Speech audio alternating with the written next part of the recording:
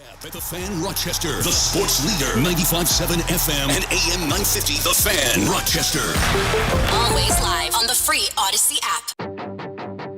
The Sports Bar with Danger and Battaglia. Trading Josh Allen for the number one overall pick here does a few things. It allows you to get a quarterback that could be as good or even better than Allen is right now. No! Mike Danger. And the pride of Section 5, their GM, Ryan Poles, could swing a transformational type of move this week by trading out of the number one overall pick. Gene Battaglia. Who is the closest thing you believe to being a franchise quarterback? Even though you're not a Super Bowl caliber team, it is still right now in Buffalo, Josh Allen, Super Bowl or bust. 95.7 FM and AM 950, the Fan. Rochester. Hey, we welcome you on in to the Sports Bar with Danger and Battaglia. Appreciate you listening to the Fan Rochester at 95.7 FM, AM 950, the free to download Odyssey app. We've also got the stream up for you now. You can watch the Sports Bar at the Fan Rochester on YouTube, our channel there, and also on Twitch, streaming at the Fan Rochester. And our phone number, 866-4326-585, 866-4FAN. I am Mike Danger. Over there, that's Gene Battaglia. How are we today, Danger? A little overtime here. What are you giggling about? I'm just laughing at. I'm laughing at the audio there from our open, and it was something that was shared last night. It's a guy that we've had on our show before. He's part of the CBS Sports radio roster, Ryan Hickey, whose nickname I should mention is the producer of the Zach Gelb show, was always Hot Take Hickey.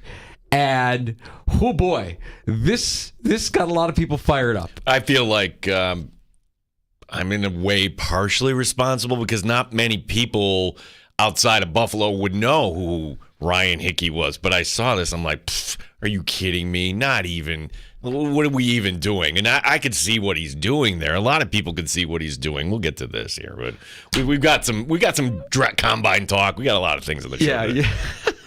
Maddie Glab, who you just heard on One Bills Live, will be stopping by the Sports Bar 425. So she's got this. What she does, Danger, I like, is there's all these mocks out there, and she's coming out with these weekly segments of, all right, here are the latest mocks who is projected to Buffalo at 28.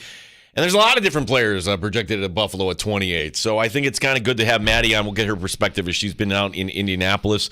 First time here on the Sports Bar. Maddie Glab coming up in the 4 o'clock hour. PJ Glasser is the host of BetQL Send It In. You can hear it in the Odyssey app. You can watch it on YouTube. He joins us like he does every Wednesday at 3:25. Odyssey Sports Betting Insider with some winners for tonight's action in the NBA, college basketball. Insider calls presented by BetMGM. Go check out all the latest lines today on the BetMGM app. Yeah, as we'll be talking about the NBA, 6 games tonight in the NBA, any college plays, anything with golf that we can play, make some money on. But let's be honest, Danger, I'm most looking forward to hearing about the bracket that you are unveiling here, the Baltimore accent bracket. Which bracket are we going to today? We're going MLB today. I've got 8 names for PJ to sift through here. They're all seated, I think, accordingly. I think the committee got this one right. And PJ will give us his MLB bracket champion when we roll these seedings and these matchups up against each other when he joins us here later this hour. I mean, an all-timer is the number 1 seed. And a player that I know is near and dear to your heart.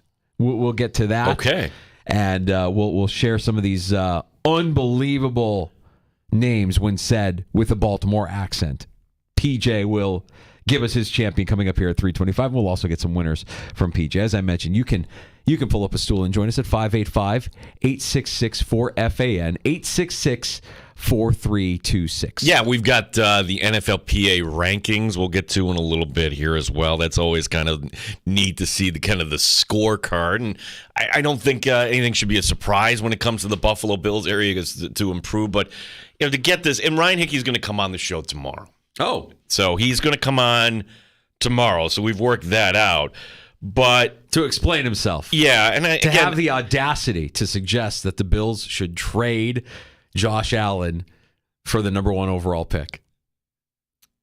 Danger's not even audacity. Like it's like saying, you know what? The Buffalo Bills should go out and trade for Patrick Mahomes. It's like that's what people are jumping on. And that's why Ryan Hickey absolutely ratioed, not just by Bills fans, but there's people in general. And he's not backing down from this, but you know what the ratio is, right? Like he's got only just a certain amount of likes, certain amount. It's insane. It's off the charts. And again, sometimes you could take things out of context. We're not doing that here, folks. Well, Ryan Hickey, CBS Sports Radio, is proposing. Oh, do you want to hear it? Oh yeah, that's better. Yeah. Here's Ryan Hickey from Hick at Night, CBS Sports Radio. Trading Josh Allen for the number 1 overall pick here does a few things. Number one, it allows you the opportunity here in trading him to the Bears specifically and getting the number 1 overall pick. It allows you to get a quarterback that could be as good or even better than Allen is right now. I mean, you look at the scouting reports for Caleb Williams. I'm all in on the hype. I think he is going to, honestly give Mahomes a run for his money in 5 years for being the best quarterback in the NFL. You reset your timeline, by the way, because right now you are in a Super Bowl or bust mode. Even though you're not a Super Bowl caliber team, it is still right now in Buffalo, Josh Allen, Super Bowl or bust. Well, now you get a rookie quarterback in, your timeline resets. Now, all of a sudden, you're afforded maybe a year or two to reset your cap and now start to make improvements to your roster, which you really can't afford to do right now because every year you're going for it. You move off of Josh Allen's massive contract and now start to dig your way out of the cap hell you're in. If this trade goes down tomorrow, let's say, Bills get the number 1 pick, and the Bears get Josh Allen. Just like that, immediately, the Bears go into next season with the best quarterback in the conference. There are pieces in Chicago where they are, tomorrow, if this trade goes down, you're a playoff team. Instantaneously, a playoff team, borderline favorite to win the division, and on a short list of teams to represent the NFC in the Super Bowl. So why I was laughing before we got on the air is for the first time, I had not seen just how much Ryan was getting skewered by Bills fans. Yeah. It's fantastic. The replies are absolute gold here. Are you high? I think it's unbelievable. I think it's great. Here's the thing, man. I know a lot of fans will hear that and get angry. And I hear it and I laugh. I hear it and I maybe I just view sports through a different lens than a lot of people do. For me, it's still entertainment, number one. But it's entertainment, but you have an opinion.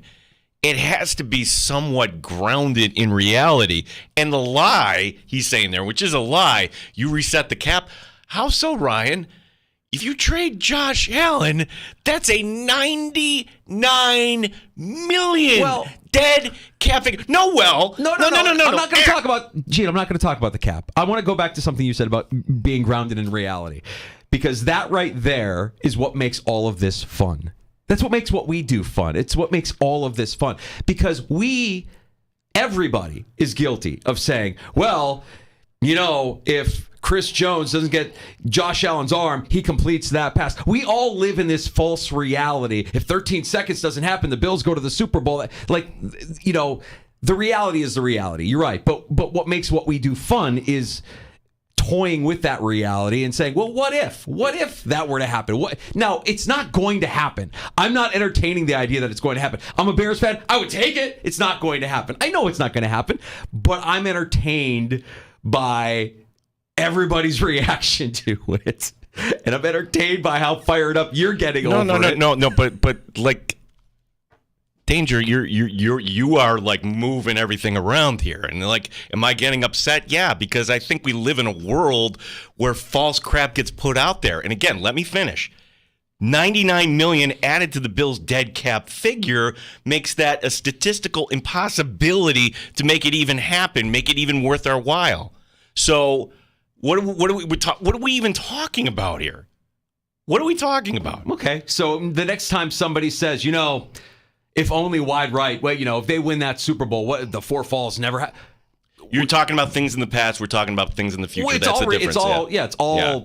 It's all alternate reality stuff. This isn't happening. This won't happen. You're right. But the idea that he's bringing it up, to me, I'm entertained by the idea that somebody would actually bring this up and say, yeah, and make points like, you would have an advantage because you're resetting your cap, and you would have an advantage because you have a quarterback on his rookie deal. That is not a point, though. That is a lie. You're not resetting your cap. That's all I'm saying here, Danger. Eventually, you're out from Josh Allen's contract. You would be so far over the cap you couldn't do it. I asked you this question off the air, and anybody knows this. What happens if a team isn't cap compliant? Do you lose draft picks? The reason why we don't know about this is because I'm sure an owner doesn't want to be the first one and have his fellow owners chastise him. Right. What is the penalty if you're not cap compliant? I don't even know. You get you automatically lose your best player. Wait, what is it? You get an F- in the NFLPA report card. I don't know, man. I mean, just reading the comments now for the first time, just before we got on the air, I know how crazy everything he said sounds to Bills fans, and just seeing him it just makes me laugh. It makes me smile. So I'm not viewing it in the sense of, well, this is going to happen, or this proposal. He's not reporting that this is going to happen. It's just a guy who does what we do, putting himself out there and saying, hey, here's something to think about. Some things to think about. And really what he's doing here is he's needling Bills fans. He's doing what a lot of sports guys like to do, which is needle Bills fans into saying, because he knows how passionate we are. And of course, every Bills fan, anybody that's got a rational mind would say the Bills would say no to this. This is not something that the Bills would entertain, even for the first overall pick, even for a guy that a lot of people think is a generational talent in Caleb Williams. But it's true that teams who have their quarterbacks on their rookie deal have an advantage. That San Francisco, a team who's not paying for their quarterback, makes it to the Super Bowl. Any team that has a quarterback on their rookie deal, they want to exploit that window while they have that opportunity. That's the best opportunity they have to get all the way to the Super Bowl. The Bills almost did it with Josh Allen on his rookie contract, and now it's a tough way. Now it's tough, and now I agree with them. I mean, is there anything that the Bills could do this off season in free agency or in the draft that would have you picking them to win the Super Bowl? Are they a championship caliber team in 2024? I didn't have them winning the Super Bowl last year, and I don't see them being able to. I don't know. They're not a Super Bowl team in 2024, right? No, I mean they're going to be the divisional. Peter King says, "Look out for the Dolphins." I'm like, okay, sure. I mean, I guess, but I believe that the Bills are going to be clear-cut favorites for the division. And if that is the case, then you're a 3-game winning streak to finally getting over the hump and getting to the final game of the season. So to answer your question, what would get Bills fans excited? Like any other team, Danger, you will convince yourself that whatever the Bills do with their wide receiver, whoever they bring in, that's a great fit. Whatever they do here in the draft, and we'll talk to Matty Glad next hour, that's going to be a great fit as well. Where I want to kind of reframe Hickey's conversation, it's this, is that with Josh Allen, what if the third best quarterback in the AFC never gets it done? What if we get to that point in his career that this isn't happening because we point to and he's been fantastic. I get it. At times. He's been terrible at times, too. Correct. Is it going to get better? Or is it going to get worse from this point? Have we seen the best of Josh Allen? The diminishing returns, when does that start to happen? So, like a buy low, sell high thing. Right, and you brought up the Deion Dawkins thing, and it's the alternate reality I would like to live in there is Josh Allen makes the right decision and checks down. He's not going to the end zone. Right. That's the play there. So the question is, because I look at Cam Newton already started to break down by this point. Mm-hmm. Cam Newton drafted in 2011, gets to the Super Bowl in 2015, and then by the end of the decade, we're like, okay, yeah, good luck. There goes Cam again. And he hung around a few more years. And at what point does Josh Allen, we've been very lucky with his health here up to this point. Yes. And I think that's something that he's going to have to, that's a thing that the Bills, by the way, the Bills scoring very well in their NFLPA grades. They were second for their weight room, third in their strength coaches. So their players are going to be taken pretty good care of themselves with their strength coaches in their weight room, their facilities. They were ranked 29th, however, with dietitian and nutritional. That's noteworthy. Because they have their own kitchen and they get fed well at camp. At least we think. Well, camp is camp, but I think we're talking about individual plans. You want every one of these players on the plan that the diet that you've set for them, And they're 29th in that category. But Josh Allen, you're right, hasn't sustained the kind of beating or the punishment that we saw Cam Newton do, or has he? And he's just kind of battled through it. And these injuries and these calluses that he's kind of developed year in and year out, whether it be in his elbow or his shoulder, that eventually, as you get older, and you know this and I know this, as you get older, that catches up to you. And he looked good running the football against Pittsburgh in the postseason, right? He made a couple of really great plays with his legs, and he showed us that he can still do that tail end of the season. But they don't want him doing that. Yeah. They do not want him doing that. Well, and I would reframe it another way, too, because you were funny, and not everybody understands, when you see things online. But if you listen to the show, when I respond to this, yes, I would do that in a second. Of course, anybody in Chicago would do that in a second. Right. But logistically, and for other reasons that I point out, impossible. But is there a veteran quarterback you would go trade for right now that you could, from Chicago's standpoint, here's the number 1 overall pick. We would like your quarterback. I mean, yeah, but it's ridiculous. It's the kind of rationale that we're poo-pooing right now. Right. Like, of course, I would trade for. Well, the point is that Chicago, if you get this right, whether that's Caleb Williams or a veteran quarterback, you should win the division next year. As soon as next year. No way. No, they're not winning the division next year. There's too many holes. I mean, you can get quarterback right. Even if you keep Justin Fields and you feel like he's our guy, we'll build around him. You have too many holes, man. And Detroit is good, and Green Bay is getting better. Those two teams are going to be clawing it out. And if you're the Bears, you're hoping that you can just piece together a roster with enough talent, enough guys that want to play with a chip on their shoulder, that are going to be pissed off at the notion that Detroit and Green Bay are going to be the only two teams that anybody considers as relevant out of the North. That's it. I don't have a lot of confidence in their ability to, even if they had their quote-unquote franchise quarterback locked up. Who's that guy? Russell Wilson? I'm not excited about that. Yeah, I mean, you're talking, gosh, who hasn't been paid yet? Like, as far as a quarterback. Everybody's been paid. Anybody that's good is paid. You'd be looking at a guy like a Trevor Lawrence, right? Like somebody that's still on their rookie deal, but you're better off if you're the Bears, either trading out of one, like I said yesterday, getting a haul, getting a good 7 or 8 first and second round picks over the next couple of years, and building it out and building it around Justin Fields, who's maybe mediocre.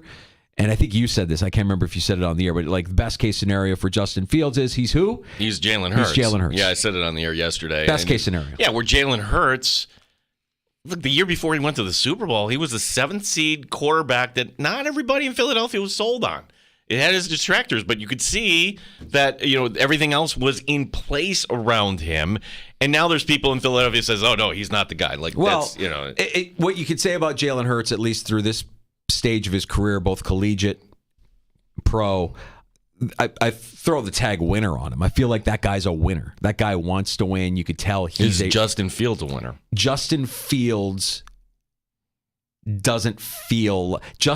feels more like Kyler Murray to me than Jalen Hurts. So where you say the ceiling is Jalen Hurts, feel like Kyler Murray.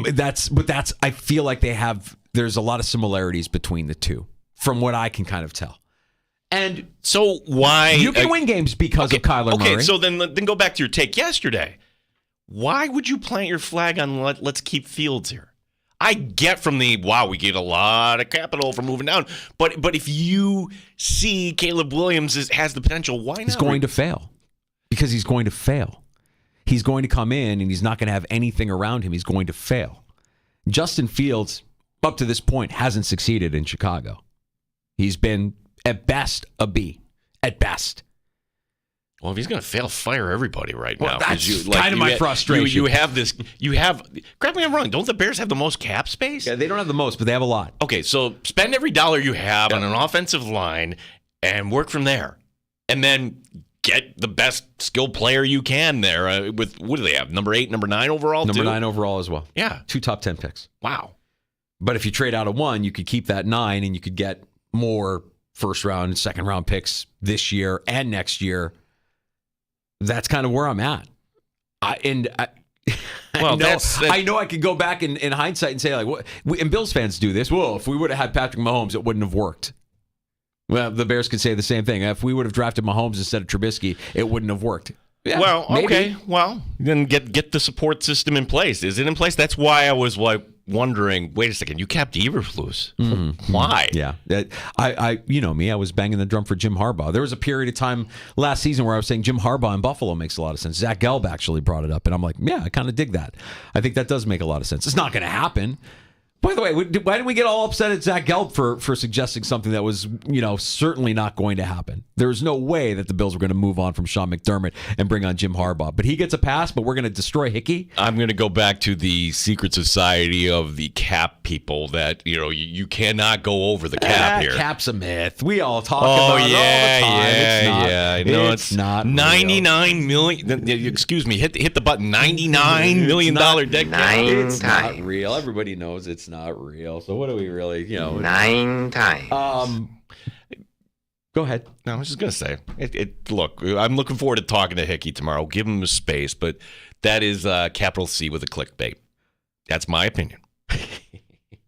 And I love that it gets you upset and so many other people upset. That's kind of why I love it. That's the entertaining part of it for me. I see him doing what he's just kind of like, what, you grabbing your popcorn and be like, this is going to be great. Gino, I'm not lying to you when I said the first time I saw the comments was 30 seconds before we went on the air, and I'm dying. I'm laughing. I'm reading people that I know that are commenting to Hickey's. What are you, high? Of course this isn't going to happen. Well, get out of here. The reactions I got last time, I said, yeah, of course I would take it. People getting upset at me. He's like, no, you don't understand. I'm being sarcastic about Bears fan. Of course I would say I want Josh Allen as my quarterback. Does Hickey walk it back with us tomorrow? I don't think so. I bet he does. I don't think so. I bet he does. We'll get to PJ Glasser next. Some winners, full NBA slate tonight, some college basketball, and because we're getting to March here, we're entering March Madness, and we're entering bracket season.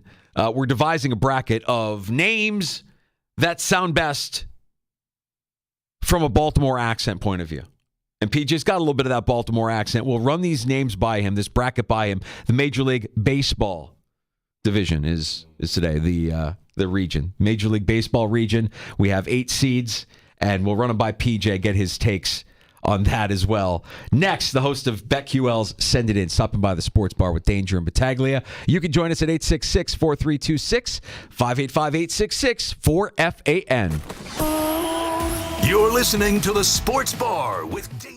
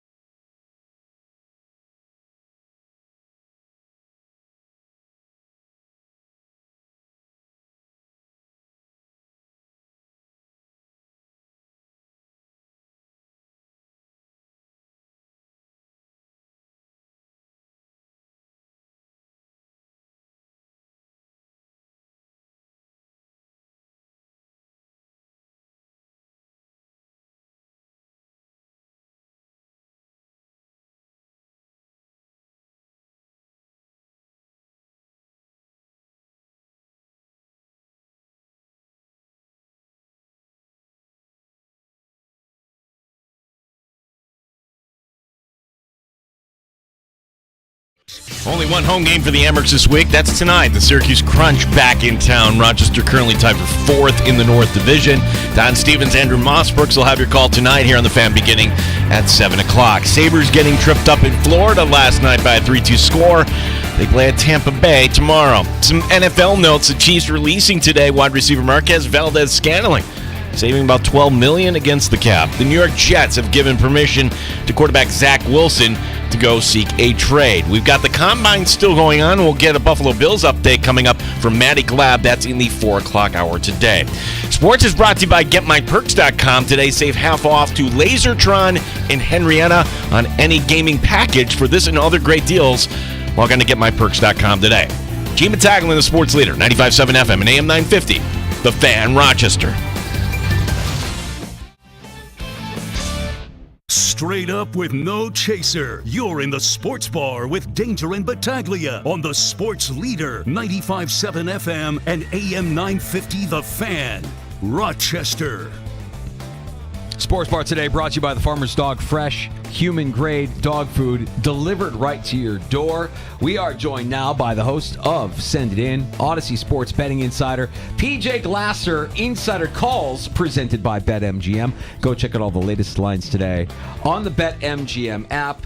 PJ, I was on the phone earlier this week with one of my friends from Baltimore, and we were just going back and forth and laughing, and uncontrollable laughter, and it brought us back to a conversation we had last week when we had you on. And we know, if you listen to the sports bar, you know PJ's a good sport. We know He's the best, you're from Baltimore, and the first time you threw Megan Rapinoe at us, we kind of chuckled. We're like, oh, there's the Baltimore accent. PJ's got it. It doesn't come out all the time, but when you're prompted, the Baltimore accent is magnificent. It's over the top. It's exquisite, and you're the best at delivering it. We love having you on with us here in the Sports Bar. And I think with March Madness coming up, we mentioned last week, we should do a bracket of names, all-time names, best said in a Baltimore accent, PJ. So with that in mind, I do have my Major League Baseball bracket ready to unveil, and I would love to crown a champion here before we get some winners in tonight's action in college basketball and the NBA. Are you game? I'm probably way too excited for this more than I should be. So let's do this. Danger, you sent me this text. I'm ready to go. Let's do it. All right. So, Gino, I've been saying all along, the number one seed is somebody that's near and dear to your heart. He played. I think I've got it figured out. I think I got it figured out. Was he a pitcher who finally hit a home run? He was. Yes. He was. The big sexy. Oh. Give me Bartolo Colon as the one seed versus Adam Ottavino. Who do you got? Oh, this is a good one. So both guys played for the Mets, right? But I think the fact that this one guy hit a home run, he played until 40. Not only did he have the home run, do you guys remember the play when he was like going beyond the foul line? He like flipped it behind his back to the first baseman. And his nickname is Big Sexy. No upset in this round, fellas. Give me Bartolo Colon moving on against Adam Ottavino. Okay, so the one seed advances. We go to the 2-7 matchup here between Nolan Arenado and Pete Alonso. Man, another good one. Two good hitters. Alonso had 50 home runs a couple years ago, but Nolan's one of my favorites. Not only is he a good hitter, guys, but he is so good defensively at third base. Thinks he has a bounce-back year. So once again, I'll go with the top seed. We'll go Nolan Arenado. Moving on. Okay. The 3-6, JT Realmuto versus Manny Machado. Oh, well, I mean, you guys are talking to an O's fan. Manny's my guy. JT's a great player with a great last name. It's a tough one. But I'll go with Manny Machado over JT Realmuto. Very good. And the 4-5. Well, you're right. We were way too excited for this. Juan Soto is the 4 seed versus Placido Polanco. PJ, what say you? Oh, my God. Can I just tell you guys, Polanco is going to be like Kentucky in this year's tournament. He's going to be the 4 seed that everybody rallies behind. Soto is fantastic. How can you not love Placido Polanco? Absolutely fantastic. He's on to the next round. All right, so I believe if we go highest to lowest seed here, we would have a 1-6 matchup between Bartolo Colon and Manny Machado. Really good one. If they're facing at the plate, I'm for sure taking Machado. But how can we not go with Bartolo? He moves on to the finals. Give me Bartolo Colon, fellas. And then the 2-5 matchup would have Arenado versus Polanco. Two really good third basemen back in their day. Nolan's probably the better player, but, man, that name was just – how did this guy not play in Baltimore? Give me Placido Polanco. All right. That sets up for a final in this regional.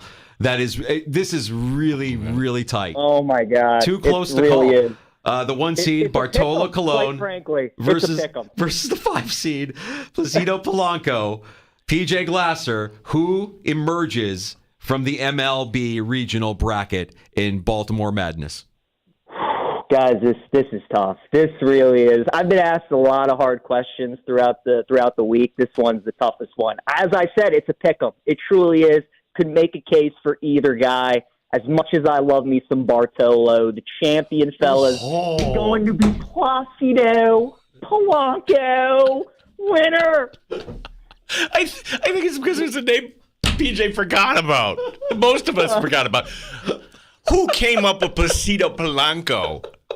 So good, guys. So good. The name that me and my buddies throw around a lot, too, it's really good. He's a reliever that we forget about, but Sergio Romo. Oh, yes. Also, really good. And it's just like Placido, where it's the double name. See, that's the thing, is really good one. Polanco's a really good pull. I mean, there were a couple guys that were bubble guys that just kind of missed out on this bracket. One being Rocco Baldelli. Not that Baldelli's a good last, but Rocco Baldelli is a good one. Yeah, sure. Yeah. The thing. Yeah, go ahead, Danger. No, it's all you. I was going to say another name that popped in my head. See, I always love it when we get, like, original names, right? Placido, Rocco, Bartolo. Guys, another forgotten one. How about Maglio Ordonez? Remember him? Maglio. God, what a good player That's he a was. great one. That's a good one. Yeah. Absolutely. All right, what do we think? Next week, do we go NBA or NFL bracket? What do we think? Man, that's a good. Let's do NFL. We got the combine going on, draft excitement. Let's do some NFL next week. All right, NFL bracket next week. Let's. PJ, thank you for humoring us. This is going to be fun over the next few weeks here. By the time we get to the tournament, we'll actually have our own bracket working here, and we have a regional champion here, and Placido Polanco making it, advancing to the Final big Four. Upset. Yeah. I didn't think Big Sexy would be bounced, but you can pull a name like that. So if anybody has any suggestions, we'll be coming up with that bracket and delivering it to our buddy PJ here. PJ, if we can stick on baseball here today, on send it in, because here in Rochester, we're an affiliate of the Washington Nationals, and while it's only been a couple of years, it hasn't been all that good, for various reasons. Maybe the Nats ownership. I'm just hoping for a better product here at AAA, and by having a better product at AAA, maybe you get a better product up in Washington. I mean, when you're looking at win totals and that sort of thing, what's kind of the outlook, would you say, for the Nationals this year? Yeah, Gene, I had one of the hosts of the Locked On Nationals podcast on today, Ryan Clary. I was talking about the Nats with him, and he kind of said what I think a lot of people, their kind of expectations for the Nats this season. They're not going to make the playoffs. They're not going to win the division. But there is excitement because they were better than kind of what we all expected last year. They won 71 games when I think they were expected. Their win total was in the low 60s. They got two good young pitchers at the top of their rotation in Mackenzie Gore and Josiah Gray. They got some nice young hitters. I think for the Nats guys this season, for them it's not about wins and losses. It's just kind of finding those players, those cornerstones that they can build around. I will tell you the one bet that I do like that you can find on BetMGM, the Nationals, their longest win streak this season at any point during the year is being offered at over under 5.5 wins. For them to win 6 or more games is plus 180. And, I was looking at their schedule last year. Their highest win streak was 4. There were a couple of different stretches where they won 5 of 6 games, 6 of 7 games. So, I mean, they certainly could go on a little streak. You're getting the over at plus 180. So that's the bet that I would look at for the Nats this year. If you find that on BetMGM, their longest win streak over 5.5 wins. And also there in the Delmarva region, I have to imagine optimism is high this year for the Orioles. What's your take on Baltimore going in? Well, obviously a lot of excitement after the year that they had last year. A big blow with Kyle Bradish being sidelined. We'll see if he's able to pitch this season. Not having their closer, Felix Bautista, I think is a really big deal as well. You know, Baltimore won 101 games last year, guys, but so many of those games were by 3 or 4 runs or less, and they really relied heavily on Felix to close out those games. They bring in Craig Kimbrell, and, he's certainly not the Craig Kimbrell he was in Atlanta, but he's still effective and can still get the job done, not to the extent that Felix can, but there's a ton of excitement in Baltimore. People are really excited. You know, Adley and Gunnar are towards the top of the list and MVP candidates in the American League. Even without Bradish, the addition of Corbin Burns kind of just changes the mindset, not only with the fan base, but in the clubhouse too, that you're really going all in and you're trying to win a ring. I think Baltimore, the toughest thing for them, we see it all the time in sports. Teams that are kind of a year ahead of schedule and sneak up on people. Orioles aren't going to be sneaking up on anybody this year, guys, right? So how do they handle that? Kind of going from being the hunter to the hunted the entire season will be interesting, but I certainly think Baltimore's got a great shot with their lineup and now the addition of Burns.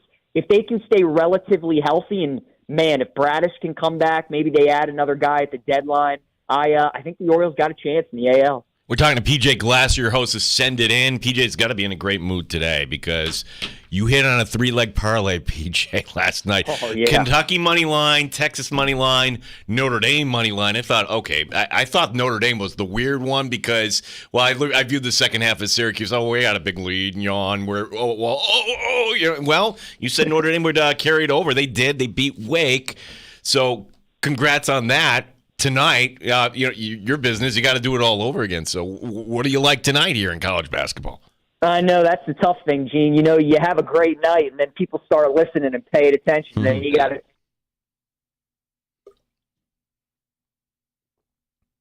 We lose PJ? He's still there. I think he just kind of ducked out. Hello? Oh, we Yep, got there you. we go. Okay. You Okay. cut out there for a There you second. go. Sorry, PJ.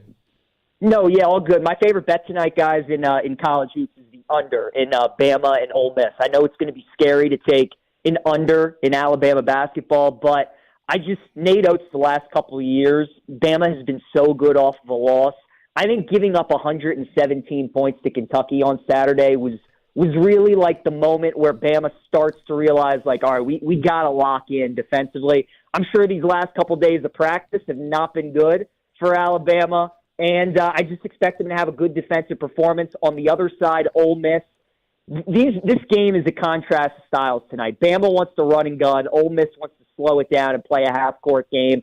Ole Miss knows that they want any chance of winning this game, they got to keep it in the 70s. So with Bama, I think having a much better mindset, intensity on the defensive side of the floor, and playing against a team who's nowhere near the offense that Kentucky was on Saturday, I think we're going to get an under game tonight. So it's scary taking an under with Bama, but I think this is a good spot for it. So that's my favorite play of the night. Hey, PJ, talk to me just in general terms when you're looking at college basketball games and you see lines that might be a little bit fishy or lines that might be kind of like public traps. When you see a blue chip program and they're underdogs, is it because Vegas wants you to side with the underdog that is actually should be the favorite, or you're siding with the team, the known commodity, versus the team that you look at and you're like, there's no way they can win? I guess last night you had that with Mississippi State and Kentucky, and I know a lot of people viewed Kentucky's performance against Alabama and said there's no way Kentucky's losing that game. You were one of those people, but there were also a lot of people thinking that the sharp move there would have been to take Mississippi State, who made a game of it.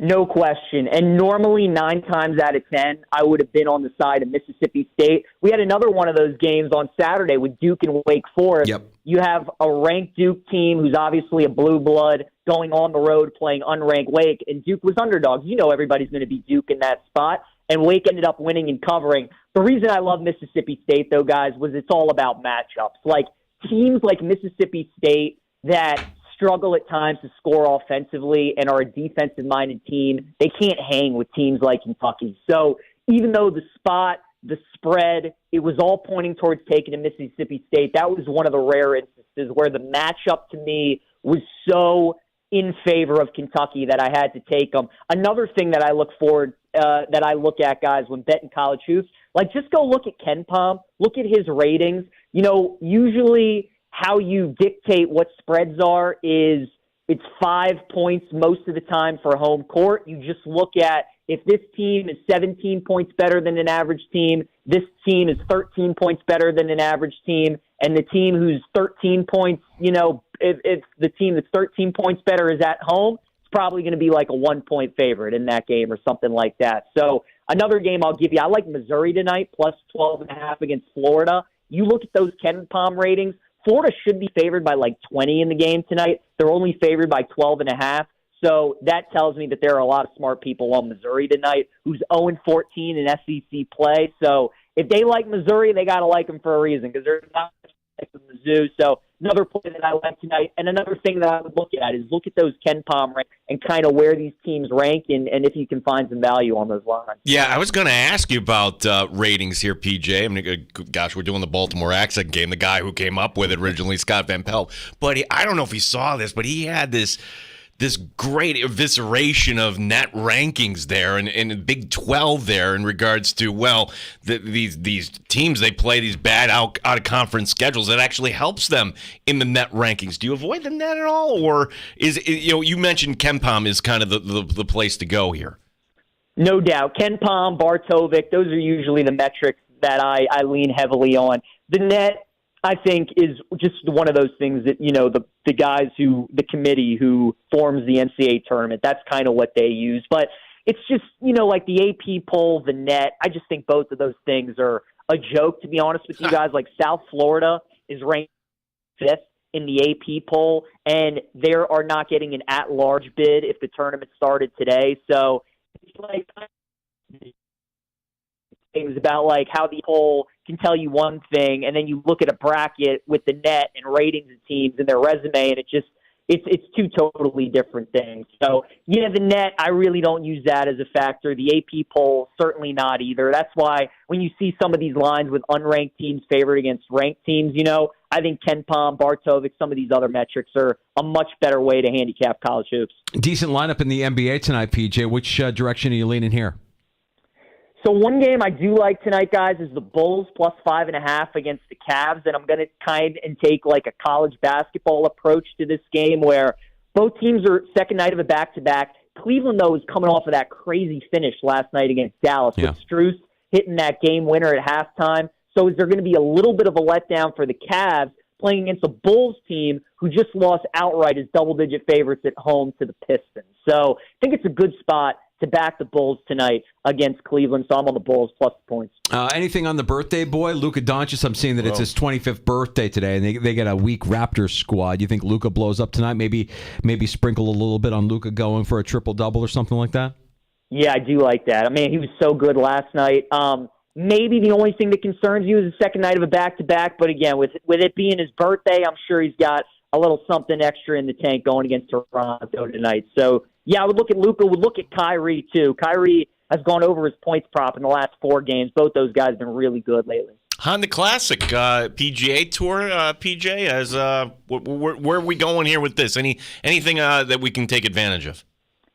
So this is a really interesting course this week, guys, because it's actually the second hardest course on the PGA Tour at the PGA National. And, when I come on here most weeks, we talk about guys that have the driving distance have such an advantage. This is not one of those weeks. You want accuracy and precision over distance. This is one of those courses where it has the most danger of water holes on any other course that they play on the PGA Tour. Constant danger with tee shots and iron approaches and all these kinds of things. So you got to have guys that are accurate. I'd look at Eric Cole. He finished runner-up here last year. Second place, he's 25-1 to win it. Think he's got a great shot. Shane Lowry's finished in the top 5 the last couple years that he has played here. He's 33-1. He's so good in the wind as well, which is obviously what you want when you're teeing it up in Florida. Wind could be a factor this time of the year. They're playing on Bermuda grass. Shane's really good on that. He's a very good scrambler. So I would look at that. Those two guys certainly pop out to me. And then long shots have been so good on the PGA Tour this year. Sam Ryder at 150-1 would be my long shot. A couple of top 10 finishes for Sam, 2 of the last 3 years at this course. Another guy who's very accurate. And who knows, if chaos ensues, maybe he has a chance to win the thing. PJ, it's great having you on. And couple late entries. There's some controversy here. Oh. All right. Names that we omitted. Joey Votto. Oh. Vinny writing in, Hideo Nomo would have won the bracket by a landslide. Ooh. Hideo Nomo. Nomo? You remember Hideo Nomo? I do. Mets I do. pitcher, right? No, Dodgers. Dodgers pitcher. Dodgers. Wasn't he with the Mets for a little bit? No. Never? Hideo Hideo Nomo. Nomo.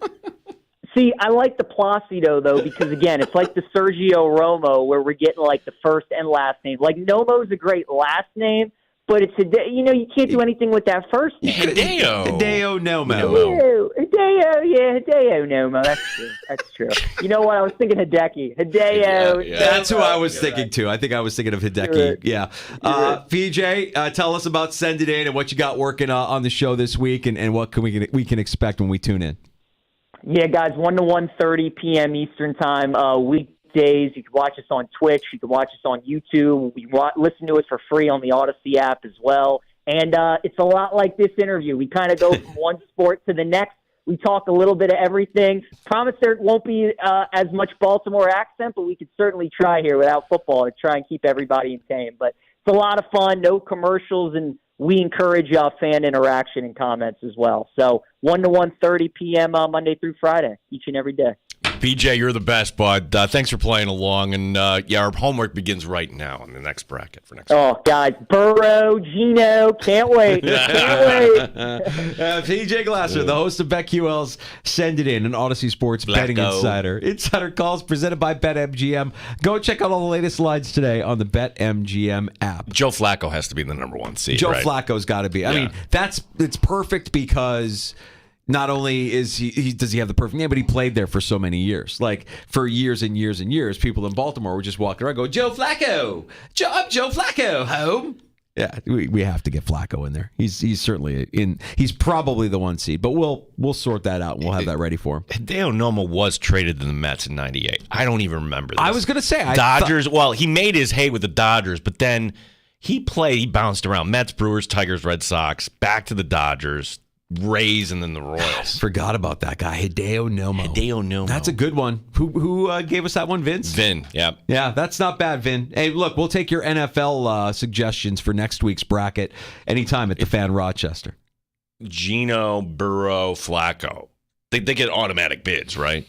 I think, you're talking about Geno Smith? Yeah. Maybe not. I don't think Geno Smith makes it in the top 8. Ooh. Joe Burrow, yes. Joe Flacco, yes. We'll find some more. There's plenty. We'll get some good ones. And we'll crown an NFL bracket champion as we continue with our Baltimore accent bracket with PJ next Wednesday here in the Sports Bar. I'm going to take a break and come back with some takes on tap. Yeah. You remember this guy in sports radio, Chuck Dickerson passed. I got thoughts on that, on the coach, and why this is a non-story today. Zach Wilson is he's allowed to go seek a trade. Oh, okay. Sure. Some thoughts on the New York Jets. The NFLPA released their team grades for the second year in a row today. So how did the Bills fare? Which teams did well? Which teams did not fare well? I have a conclusion from this, and I'm not going to immediately dismiss it as a Francesa, but who cares? It might be a giant Francesa. And a new hero has emerged, a national treasure, somebody who went from sympathetic figure to brave, stalwart, and role model for our children, all in the course of just a couple of days. I'll tell you why the outrage of the weekend has faded and disappeared completely when we do some takes on tap next with I'll drink Wait to a second. that. Jay Billis wouldn't like this take, Danger. Well, it's a good thing I'm not here to serve Jay Billis. But we'll get into that with some takes on tap next in the Sports Bar. You can get buckets with your first bet on FanDuel, America's #1 sportsbook. It's Mike Danger for FanDuel Sportsbook, the official partner of 95.7 The Fan. Right now, new customers get $150 in bonus bets with any winning $5 bet. That's $150 if your bet wins. And you can bet on all your favorite NBA players and teams with quick bets, live same-game parlays, exclusive props, and more. Just visit FanDuel.com/Mike, M-I-K-E, and shoot your shot. FanDuel, official sports book partner of the NBA. 21 plus and physically present in New York. First online real money wager only. $10 first deposit required. Bonus issued is non-withdrawable bonus bets that expire 7 days after receipt. See terms at sportsbook.fanduel.com. For help with a gambling problem, call 1-877-8-HOPE-NY or text HOPE-NY 467-369. You're listening to the Sports Bar.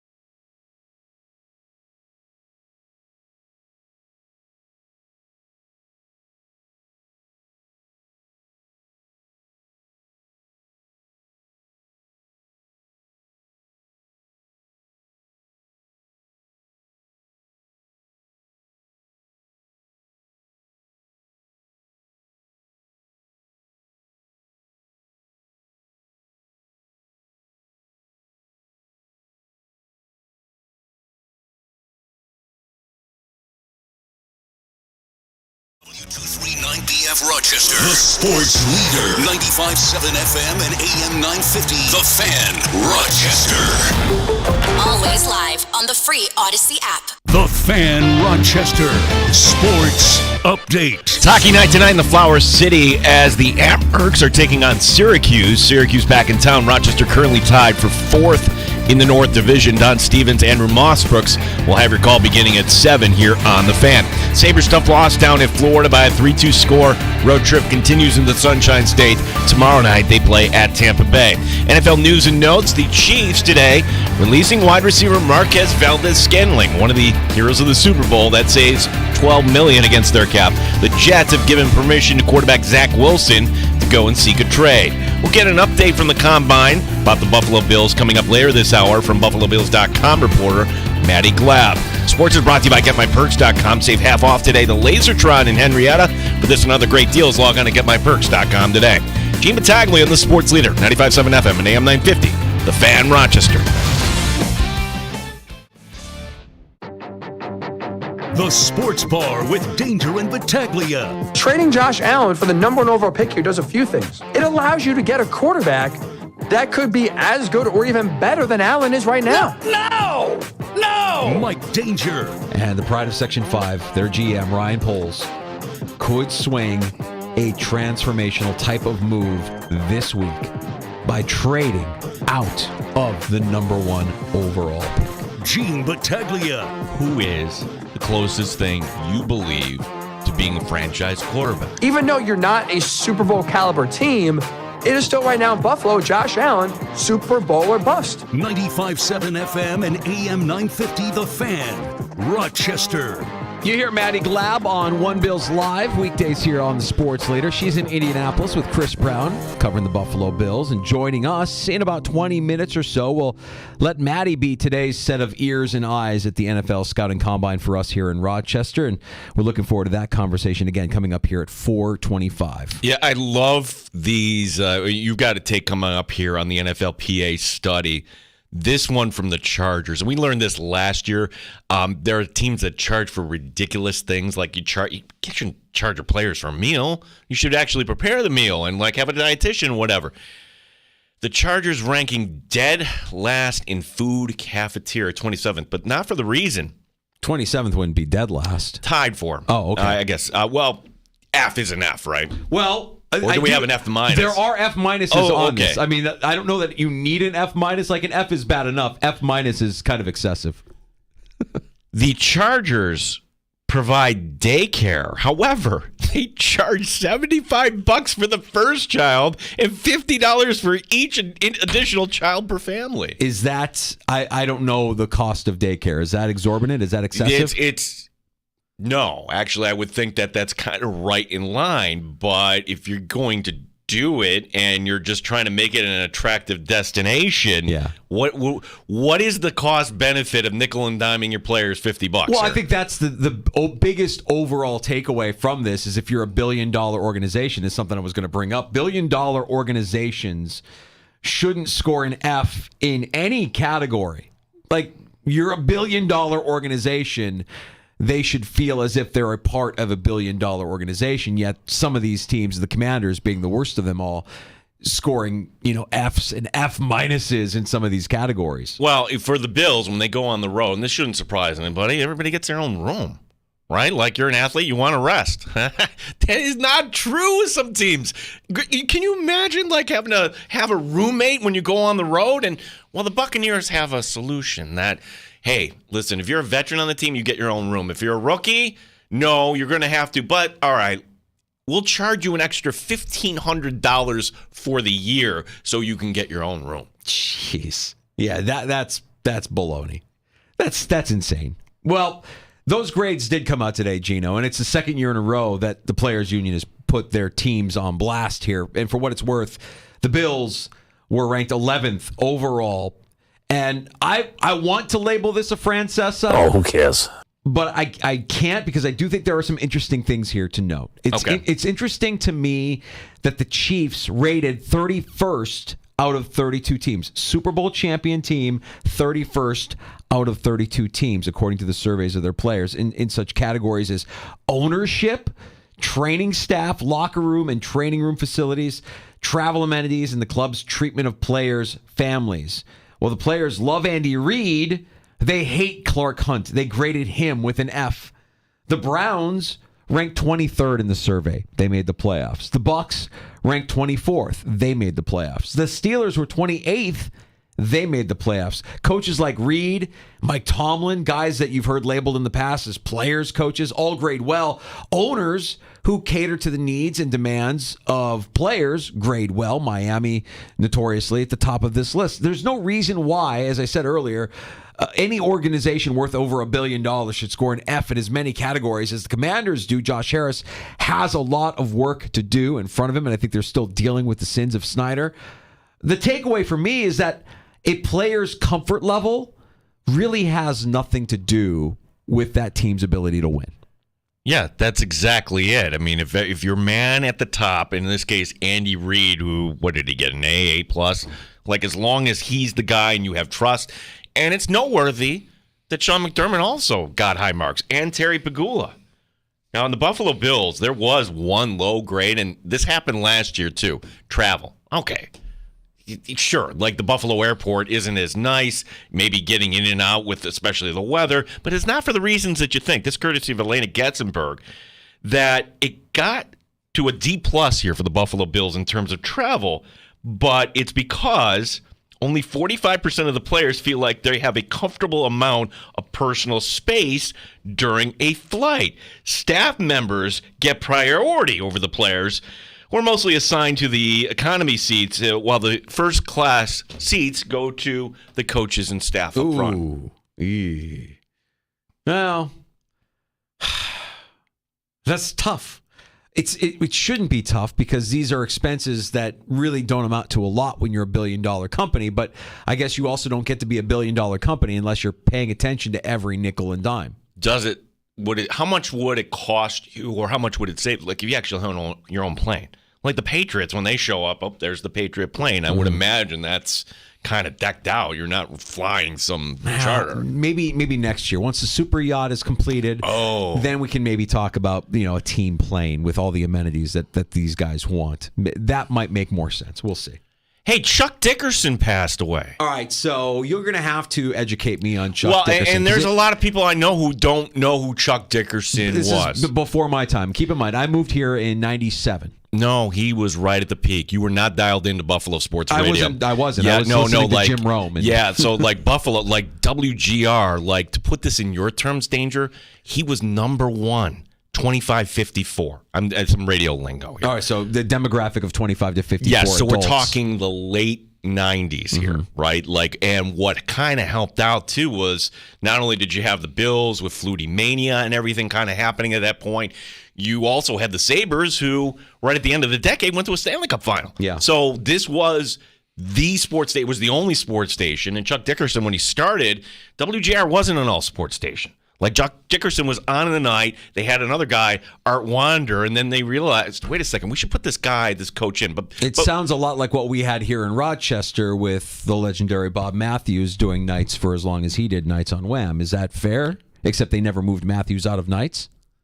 No, it was just so short-lived. It was so short-lived. Dickerson was short-lived. Yeah, in the evenings, I should say. Like you realize. And before we get to that, who was he and why did he even get a show? Well, Bill's Super Bowl era. This is Super Bowl number 2. And it's the one against Washington. And the night before Washington, final team meeting, as the story goes, head coach Joe Gibbs decides to play like kind of a motivational clip. And it's Chuck Dickerson talking to a local Washington, D.C. station where he's just being lighthearted here, calling the offensive line names like Lachey, he has bad breath, Bostic is no good. Well, they edited it in such a way to make it look like here's what a Bills coach is actually saying. And, well, not that bulletin board material. Right. Like Washington was going to win the game anyways. Well, 3 days after that, Marv Levy had enough. He fires Dickerson. And that always served as a vendetta for the coach on WGR because by the time the coach gets big, the Bills are on the downside, right? It's 95, 96, you can see. And again, there were peaks there a little bit afterward. And Levy, by the way, for as much as you would think he would be above board on this, he called Dickerson a buffoon. And that was exactly all Coach needed to do. So like GR and the Buffalo Bills did not get along back in the day. I consider Chris Brown a friend because we kind of grew up in that same era. And he would go out with his WGR microphone, and very difficult to get players to talk to him because everybody hated the radio personality second-guessing their head coach and everything else. Got it. Like that's before the NFL took control of their messaging, before every team in the NFL took control of their messaging. And when I say take control of their messaging, look, we're a radio station. We're owned by a company. We're not owned by the Buffalo Bills. But there are, if you're in partnership with the Buffalo Bills, there are things that they will hold over you, credentials, access, etc. So I'm glad you bring that up, because then how did this all wrap up? If this guy was that great on the radio and was eliciting this response, isn't that what you would want? Well, can you imagine there were 2 all-sports stations in Buffalo at the time? WNSA, 107.7. That was the Regas family, and they decided, and that was your Pravda radio station, if you will. Well, the host in the afternoons of that station, that was Mike Shope. Oh. He got his start in Rochester, went to Fisher, worked here. Somebody heard him, said, hey, let's hire that guy. And he was going head-to-head with Chuck Dickerson. But what ended up happening was, the whole Regas scandal. And his say went away. Well, before they went away, Shope hit the eject button, realizing the station was still on. His contract was up. And that was a shocker. Like, all of a sudden, Chuck Dickerson's new co-host was Mike Shope in the afternoon. No kidding. Yeah. So that was about 2 years into it. So that's how long it took for NSA, bankruptcy, on the air, and then completely nobody wanted it. Golisano comes in, buys the Sabres, but he's not in the radio business, Tom Golisano. So like sells the station or whatever, or goes to bankruptcy, whatever you have. Sabres now all of a sudden don't have a radio home. Sabres have to go back to our company, formerly known as Entercom, and say, hey, let's cut a deal. Now, who knows if this is true or not, but Danger, do you believe that Chuck Dickerson didn't have his contract renewed because, we're the Sabres and we can't exactly have somebody second-guessing, and we really like to have Mike Shope, the guy we had in there in the afternoon. That doesn't surprise me at all. Businesses make business decisions all the time. There's no emotion involved in it. You could say that that's ridiculous, outrageous, but it's their right as a business to say, yeah, we don't want you as part of our organization. We don't want you as part of our messaging. We're not going to be in business with you if that's one of the guys that we're going to be having to deal with. I get it. Chuck Dickerson, the only dealings I ever had with him, nice guy off the air, and this happens in our business. The guy on the air, not exactly 100% the guy that is off the air. So the coach personality was bombastic, but he did things today, Danger, that I don't think you could do today. Like, he was railing on the Bills to let go an offensive lineman that was struggling. His name was Glenn Parker, and I would feel bad because anytime a caller would call in, they would play the Porky Pig song. Like, this would go on and on. So a caller would call in to complain about this player, and then do. So they just called him they just called him Porky or whatever. So what I'm saying about Chuck Dickerson, his on-air shtick, where I get the power and what he did in Western New York and what he did for our business, wasn't my cup of tea necessarily. Yeah, there's a thing about what we do where if you do it right, you can be a compelling on-air personality, but also recognize that this is a business, and we're in the business of influence. We're in the business of trying to get you engaged and listen longer and support our sponsors and work with our sponsors and show up when we go out and all that stuff. And it's a hard thing to do if half of the people that know about you hate you. And we've had personalities in this building. We've had personalities in this market as recently as in the last 5 years that fit that bill. You could say that they're good on the air, but they're horrible business people, meaning they don't understand the strategy and the business behind what they do. You or I could do the kind of show that Chuck Dickerson did, and we would probably be okay. We probably wouldn't get in trouble, but it wouldn't be good for business. Right.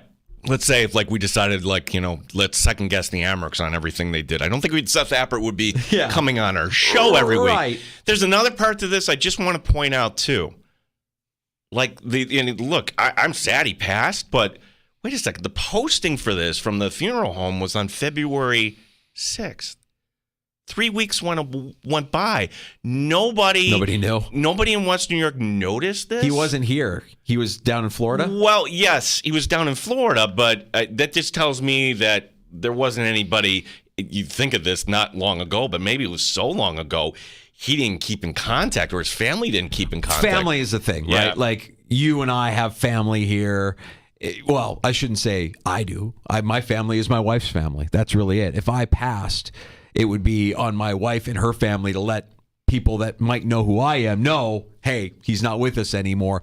It got really dark all of a sudden talking about. But family is everything. Roll the tape. Right? If you have Here's family, Mike Danger talking about his death. if you have family, then I think that happened. You know, if he had family here, I think we would know about it. But it sounds like he didn't have any real connection other than the job to Western New York.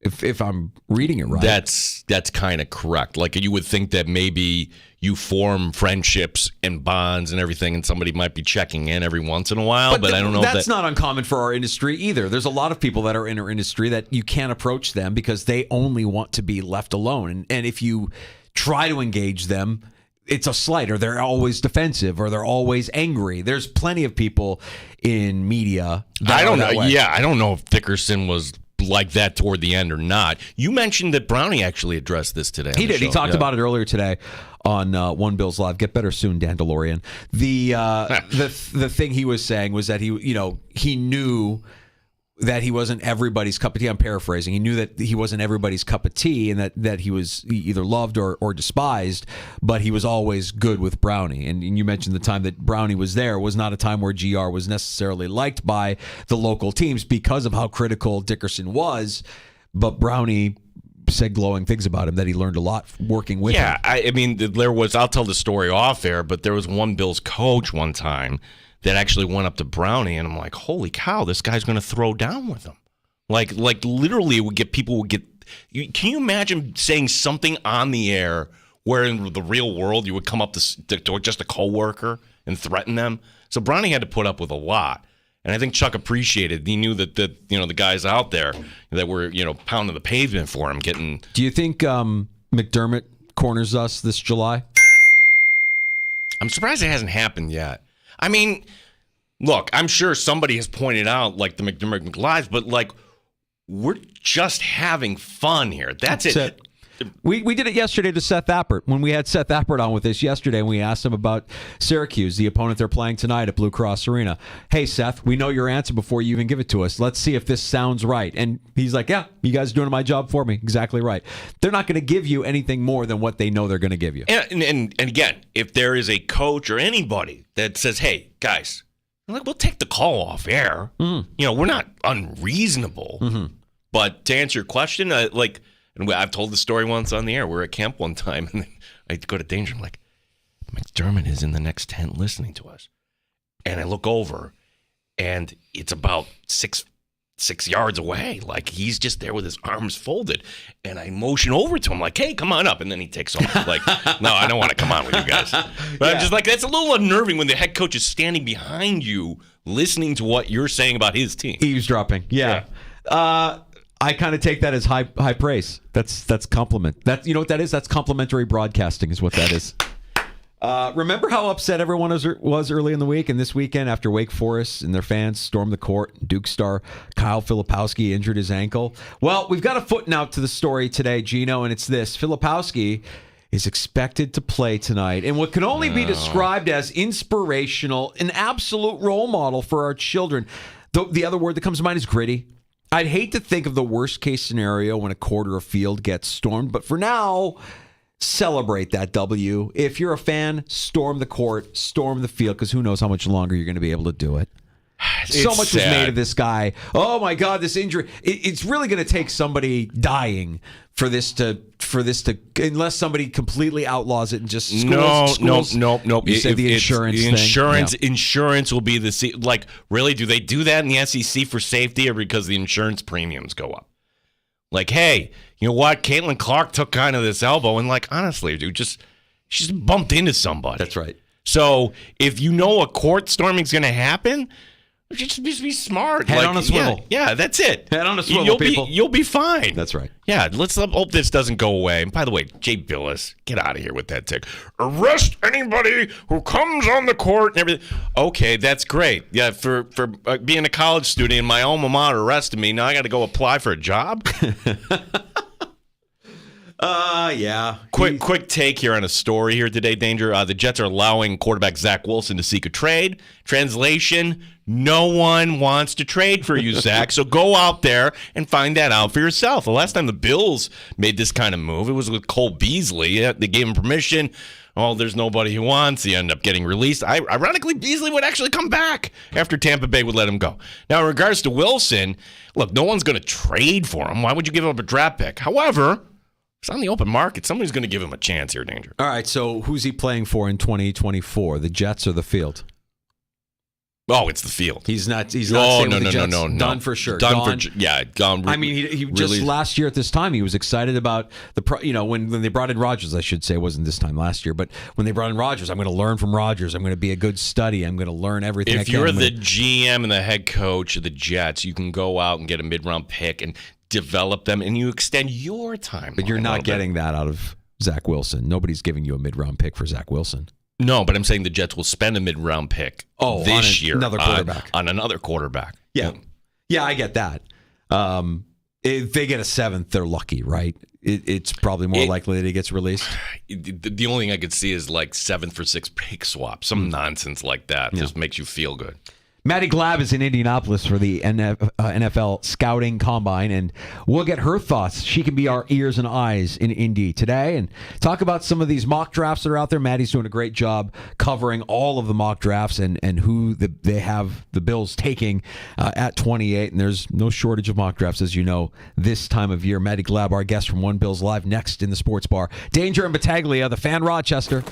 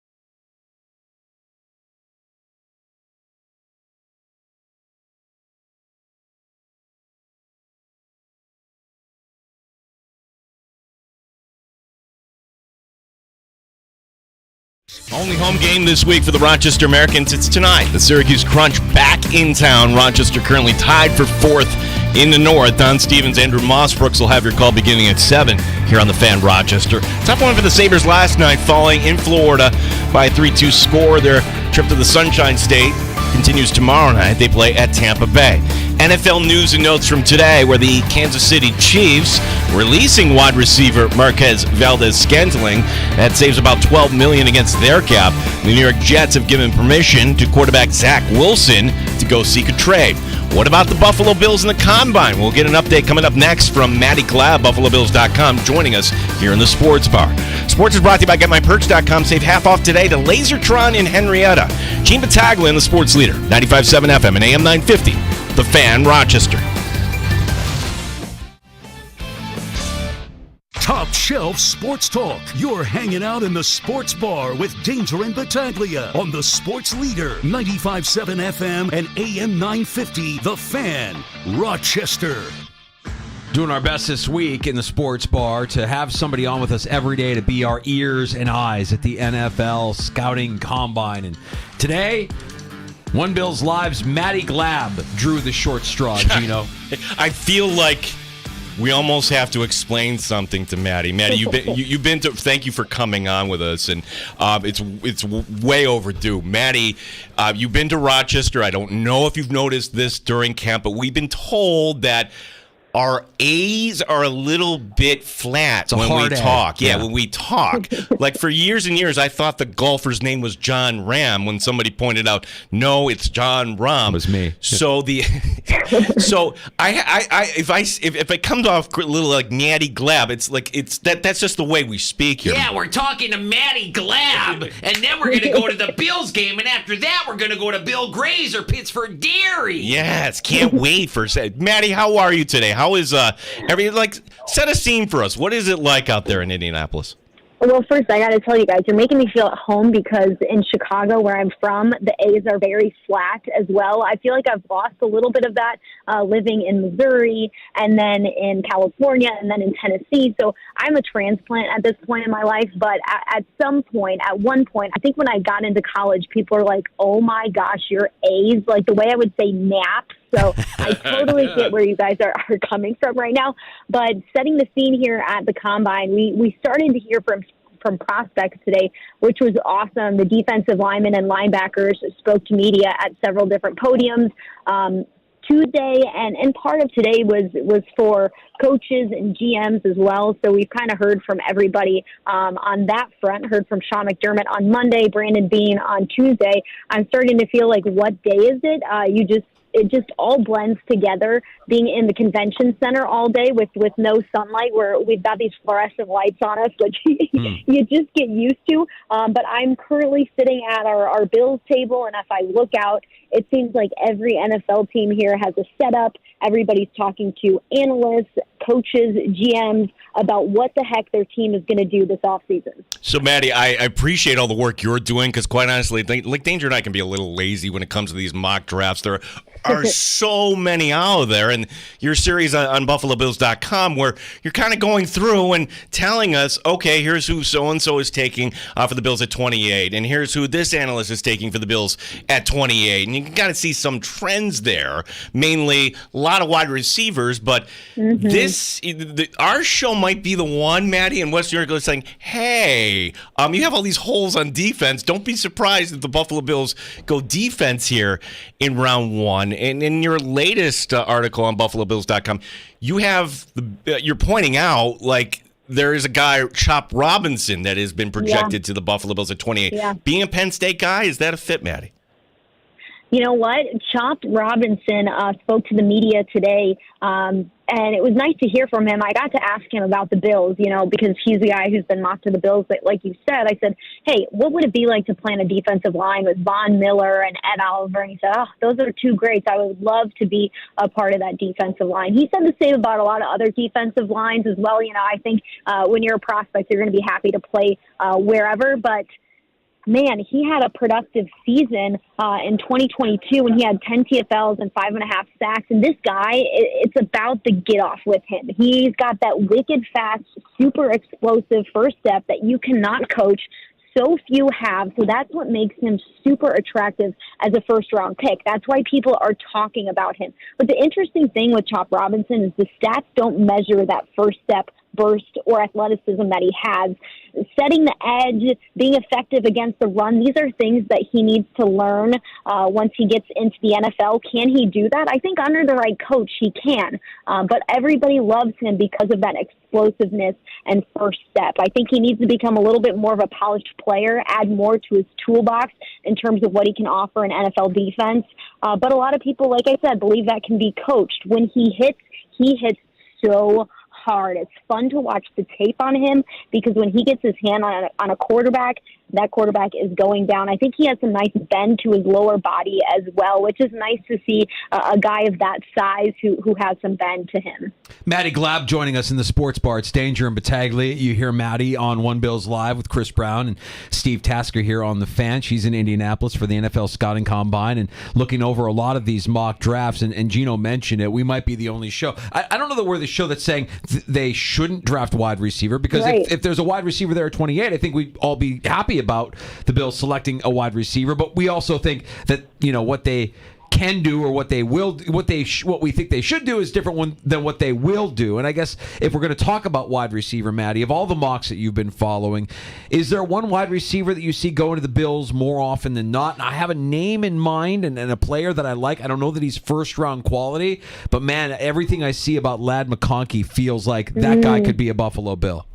Yeah, a lot more people have started to talk about Ladd McConkey. He's a name that's started to come up in conversations as of late, as well as with draft analysts, too. I can't remember. We talked to so many people today on One Bills Live, but one of the draft analysts spoke about Ladd McConkey and how he thinks that he could possibly fit in a Bills offense. And I want to talk about the defensive line position because, you guys, I think I'm starting to follow what you're saying and completely understand that maybe that's where the Bills need to go in the first round because there's so much depth in this wide receiver draft class that, hey, if you don't get that guy in the first round, you're going to be able to still get a productive player on day 2, day 3, a Ladd McConkey, if you will. And so pick your flavor here.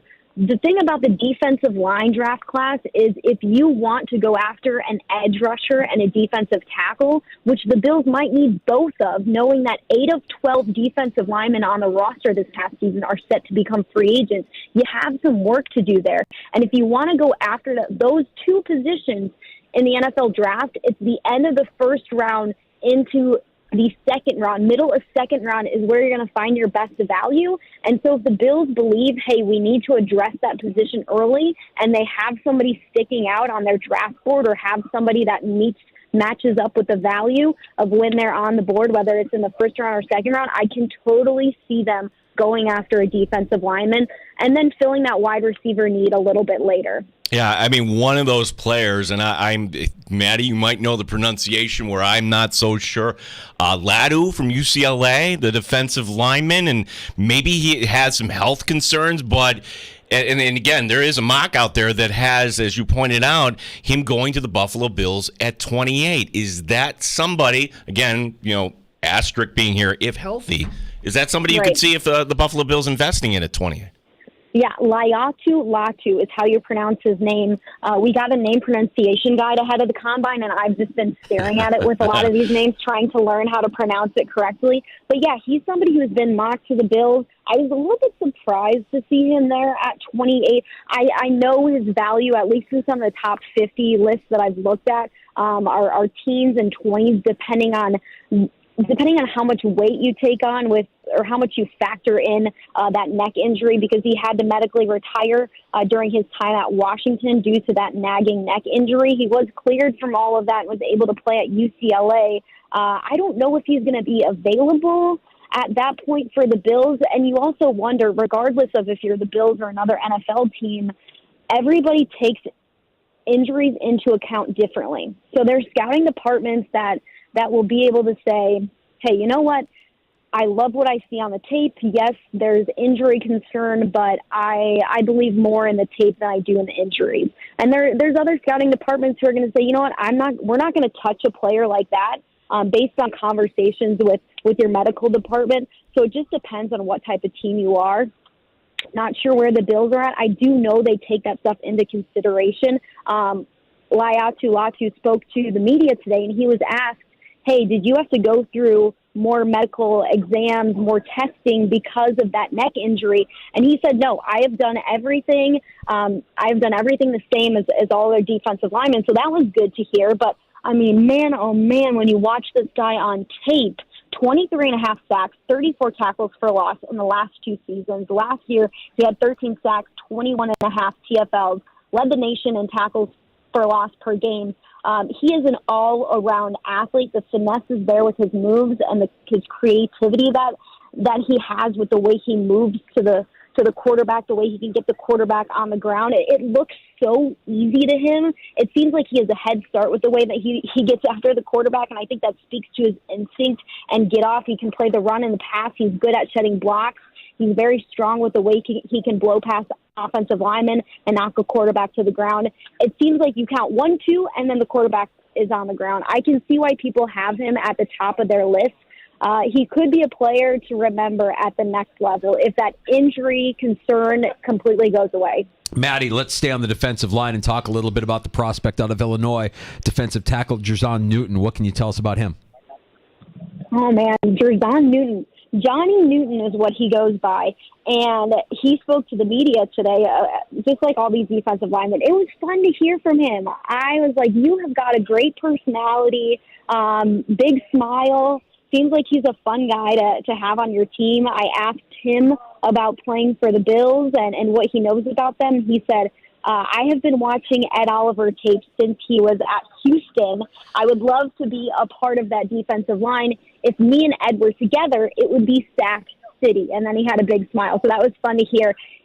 He is very similar to Ed Oliver. Some people think he plays just like Ed Oliver plays. So the question there is, do you want somebody that's similar to Ed Oliver on your defensive line? Do you think that fits well with what the Bills have? But this guy's 6'2", 295, a big body. He's got build-up speed. I like the range he has to go get a guy with his arms. Even though his arm length is not crazy, he hits hard. He has moves out the wazoo. He's got a great swim move, a great rip move, good swipe moves as well. He has strong and quick hands, and he spoke at length about everything he does to maintain that strength and vision with how he can move his hands all over the place, throw offensive lines off with the way he can place his hands and move guys out of the way. I think he's really good against the run. He can drive people backwards.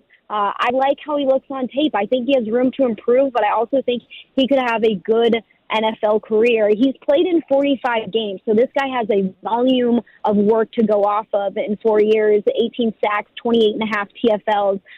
He was the Big Ten Defensive Player of the Year last year. He's not testing this week because he's recovering from a foot injury that he had surgery on in January. He is hoping to do things during his pro day later on, but I really like this guy. Maddie Glab, One Bills Live, BuffaloBills.com, our guest here in the sports bar. Maddie, I don't know how many weeks ago, but I'm driving around and you're talking to Tasker, and it's not only defensive line. The Bills need some depth, right, in the secondary, and the way you're describing Cooper DeJean, I think you sold him to me on this. We know the Bills value versatility. What is your opinion here? Would he make sense to Buffalo at 28, the corner/safety/returner out of Iowa?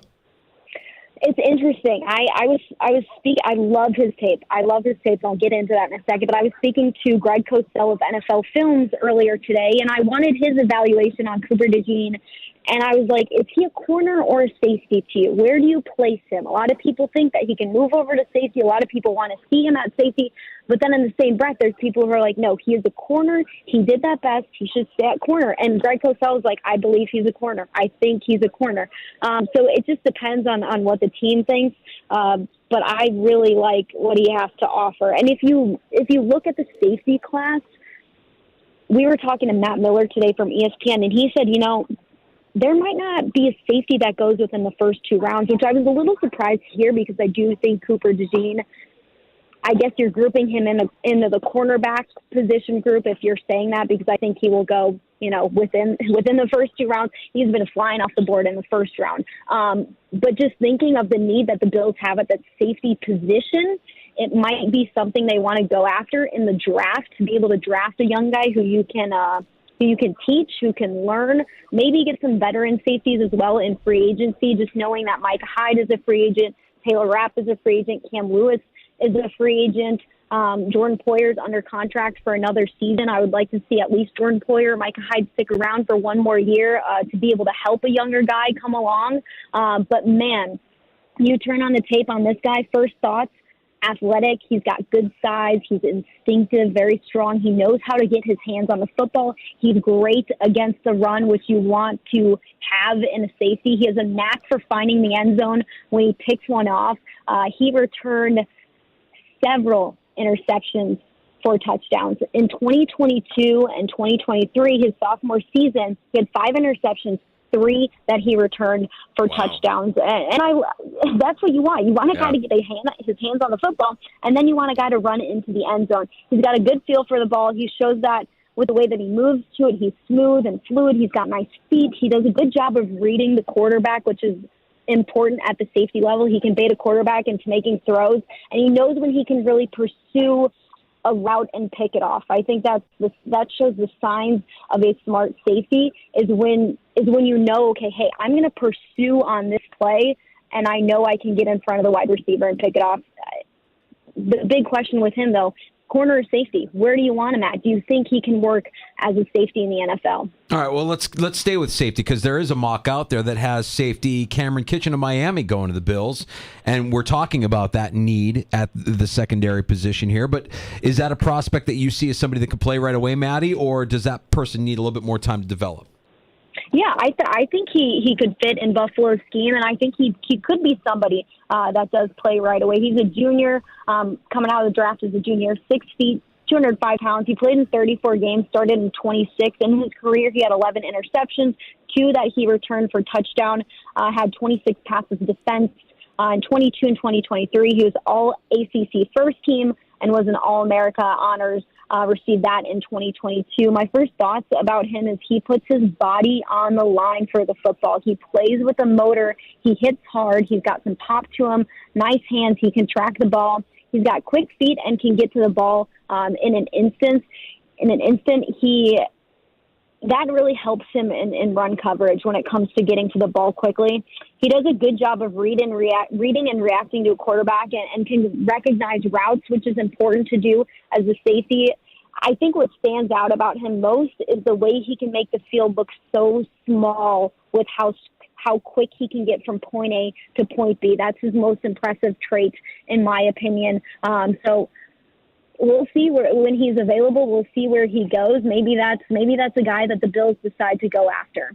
Maddie Glab, our guest here, and I could just hear people saying, ask about the wide receivers. Yeah, and look, that's coming up later here in the week. Is that tomorrow or Friday, Maddie? Do we know when the receivers talk? Or we're going to hear from the wide receiver on Friday. I believe they test on Saturday. I can't remember what day that they're testing. I want to say Saturday. But, yeah, we're going to hear from them, talk to them. Media members will on Friday. Quarterbacks and wide receivers are speaking on Friday. So when you're doing your 2.0, rounding up all these mock drafts, there are 2 names that keep popping up here. Yeah. Tell us a little bit about Keon Coleman, wide receiver from Florida State, and also Brian Thomas, the wide receiver from LSU. All right, we will start with Keon Coleman. He's 6'4", 215. In 2023, he had 50 catches for 658 receiving yards, 11 receiving touchdowns, played in 34 games in his career. He did transfer to Florida State from Michigan. In 2 seasons with Michigan, he had 65 catches, 848 receiving yards. He was all ACC first team in 2023. And when you watch the tape on him, this guy has highlight reel catches. It is fun to watch him on tape. He's got great hands. He's got the ability to make one-handed grabs. I think those are the highlight reel grabs that pop out to you when you watch tape on him. And he's had more than a few of those. He's a smooth wide receiver with the way that he moves, which you don't always see out of bigger guys. He's a contested catch receiver. He's athletic. He's really, really great at the catch point. He can catch the tough ones. He was also a returner, which I like that, he has that versatility to him. He's not as quick as some of the other wide receivers who might be available around him. And those guys I'm talking about Troy Franklin, Brian Thomas Jr. He doesn't have the speed that those guys have. The question about Keon Coleman is, people are wondering about his frame, a little bit lighter in terms of a wide receiver. So people are wondering about, okay, how does that transition into the NFL going up against bigger safeties and cornerbacks? Maddie, as you're scanning all these mock drafts, have you come across any where you just thought to yourself, or you've run it by, your colleagues on One Bills Live, Tasker, Brownie, you just said, guys, what do you think of this? Nope, that doesn't feel like that's a fit, or that doesn't make any sense. Have you come across any of those mock drafts where the pick just doesn't seem to fit what the Bills need here going into this season? So I found that the offensive lineman picks are a little bit interesting because it's like, okay, we have every single player who started on the offensive line this past year is under contract for this upcoming season, and they had such a great year last year. It's like, why would you need to draft somebody? We just drafted Osiris Torrance. I feel like we're pretty set across that entire position group, and I think having some okay depth, too, that's going to be available next year as well under contract for the 2024 season. But we spoke to Matt Miller from ESPN today, and he mocked us Jackson Powers Johnson center, and I asked him, okay, why did you mock the Bills as center? Because we were talking about defensive linemen, we were talking about wide receivers and how all of that makes sense at 28, but then we pivot. I'm like, okay, but why a center? I was like, I understand Mitch Morse has one more year and is in contract, and he's getting older, and maybe he will move on from the game. Maybe he'll move on from the NFL in a couple of seasons. Is that what you're envisioning for a guy like Jackson Powers Johnson? And he said, I just think the value is so good there that I had to mock the Bills a center. I believe he can play guard. Yes, he can move over to center when Mitch Morse decides to retire or move on from Buffalo. So I thought that was an interesting point about deciding to mock the Bills and offensive linemen. I don't know what the scouting department and scouting staff thinks about the offensive lineman, the value there at number 28. I do think Buffalo has bigger needs than offensive line, so I would like to see them go elsewhere. But Brandon Beane does say, hey, I like to address my needs in free agency so that once we get to the draft, I can draft best available. Maddie, last one for me, and of course, it's not just the combine and the draft. We've got free agency coming up. There are a lot of names here for the Buffalo Bills. A lot of guys who contributed in 2023. Who would you highlight? Are there any guys you think, all right, the Bills are going to make really an effort here to bring them back? If there's one guy I could highlight, and it's selfishly I'm highlighting this player because I want him back on the roster, I want Daquan Jones and Bills blue and red next year. I can't imagine this defensive line without him. He was such a good match to Ed Oliver, and how he was able to take on blocks so that Ed Oliver could really get out there and work. I think Ed Oliver had a great season the last couple of years because of how Daquan Jones helped. I know he was not a part of the lineup for a good part of the season due to that injury, but now that he's healthy, I would love to see him back this upcoming season. I don't know the money that he's going to command. I don't know if the Bills have that to offer, but I would hope a player like him, who I think really likes being in Buffalo, would be able to take maybe a little bit less to come play for a team that he knows he's going to have some great games with. Maddie, set us up for the rest of the week on One Bills Live. What are you and Brownie working on tomorrow and Friday that we can check out here on The Fan from 1 to 3? Yeah, so tomorrow we've got a star-studded lineup as well. It's been guest after guest after guest. I feel like me and Brownie talked for only 5 minutes on the show because we've got so many guests on, which is nice. It makes our job easier, but it's great to hear other people's opinions since we're at a place that literally everybody who covers the NFL is here. So tomorrow we will hear from Ian Rappaport, Tom Pelissero, Cynthia Freeland, and Field Yates. So we got a bunch of NFL Network talent and then Field Yates from ESPN. So it'll be a great Thursday show. Wow, and we had Maddie Glab on the show today. Maddie, by the way, I have to apologize to you because I didn't take your advice. You'll know where I'm going with this here in just a second. Teacher, I told you how I went out to dinner on Saturday night, and I go up, okay, our table's not ready. Wife and I go over to the bar, order just 2 tiny glasses of wine. Oh, my gosh. $24, Maddie. Maddie had the take on the show last week, right? Stop spending. You save money by pre-gaming at home. Just have that drink at home. Just be smart. I'm still struggling with that now that we're in Indy and we're going out to dinner and hanging out with people, and I'm like, dang it, I shouldn't be buying these $16 cocktails. Yeah. It's smart to be able to have that glass of wine or whatever you want at home. I still have to learn, though. I'm right there with you. What I hear about Indianapolis, though, this time of year, and anytime you go to Indianapolis, is the good news is you can be efficient at dinner. Your shrimp cocktail is not only a great appetizer, but you can also do bicep curls with it before you eat it. So you've got that going for you this week in Indianapolis. Oh, yeah, and that'll clear out your sinuses as well. Love it. Maddie, we'll be listening for you tomorrow. Appreciate the time.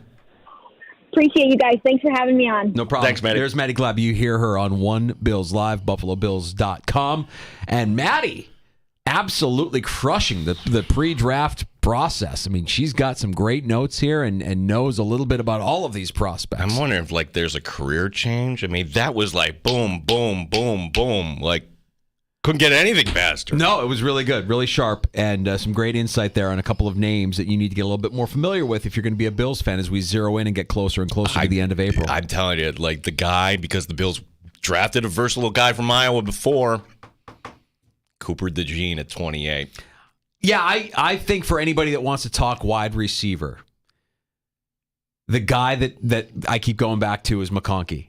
And I don't think he's a first-round guy. I don't know that he's a first-round guy. But you can get Lad McConkey, who, by the way, is not related to Phil McConkey, the ex-Giant. No. The guy, but winner, Georgia, runs great routes. I saw a comp today that comped McConkey to Antonio Brown. Ooh. When I saw that, I'm like, I'm head over heels. This is the guy we need. Can you wait in the second round? I believe, and look, I haven't done enough of my homework, but I think that's the kind of guy that you could target and hope that you have him there in the second round. First round feels like it might be, unless he's your guy. Well, the thing is, there's going to be a receiver. How did he fall? Like Brian Thomas, Keon Coleman, would they fall out of the first round? Sure. The Bills are picking 28th at that point. So do you want to reach for the fifth best wide receiver, or maybe get the second best safety? Cooper DeJean, but then again, we don't know if he's really a safety. You're right. He might end up being a corner. If you listen to Maddie, who just said she's talking to Greg Cosell, saying, yeah, he's a corner.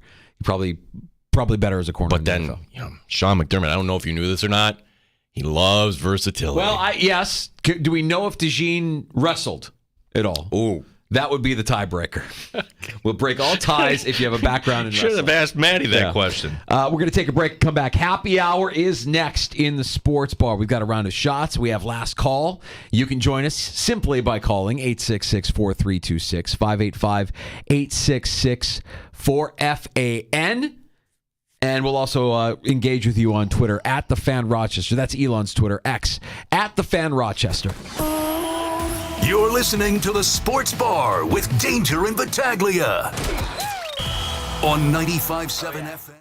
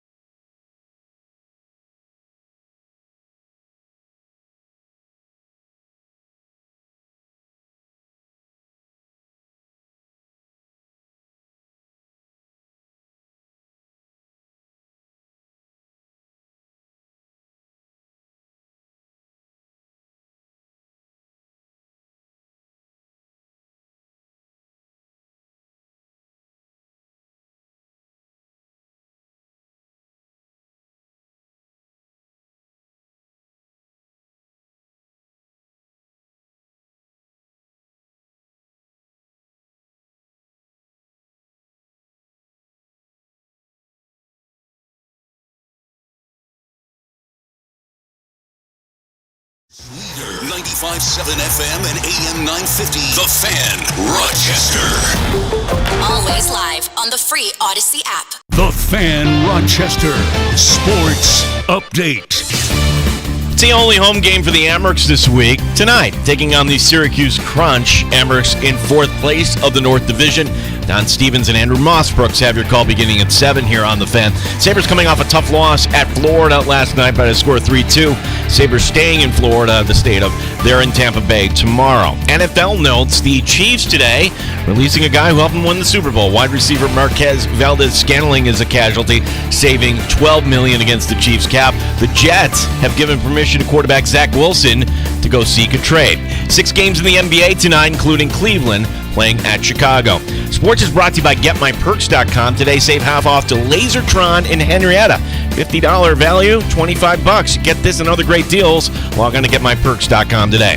Gene Battaglin, the sports leader, 95.7 FM and AM 950. The Fan, Rochester.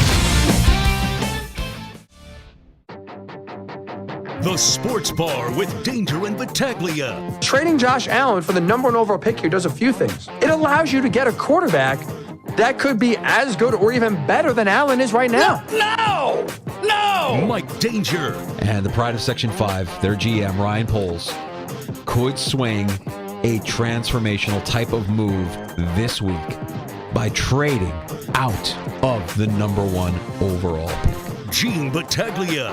Who is the closest thing you believe to being a franchise quarterback? Even though you're not a Super Bowl caliber team, it is still right now in Buffalo, Josh Allen, Super Bowl or bust. 95.7 FM and AM 950, The Fan, Rochester. It's happy hour in the sports bar. Glad you're with us and listening along at 95.7 FM, AM 950. Check out the stream. Like and subscribe on our YouTube channel at The Fan Rochester. We're also streaming on Twitch at The Fan Rochester. You heard Ryan Hickey, also known as Hot Take Hickey, there with his take last night that the Bills should trade Josh Allen to the Chicago Bears for the number 1 overall pick.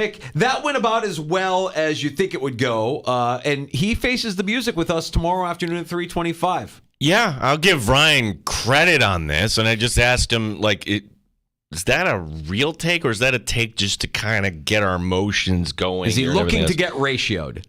Because he got ratioed. He got ratioed. Oh, he got ratioed. I feel like I started the whole ball here too, Danger, because they're not on. CBS Radio is not, in Buffalo, maybe a little bit on the weekend, but I retweeted that take last night. I'm like, what is this? And then all of a sudden, 2 hours later, and then all of a sudden this morning. And if there's one thing Bills fans will do is if you come with a weak argument, they're going to poke holes in it. And the idea that that's not even feasible. So that's why.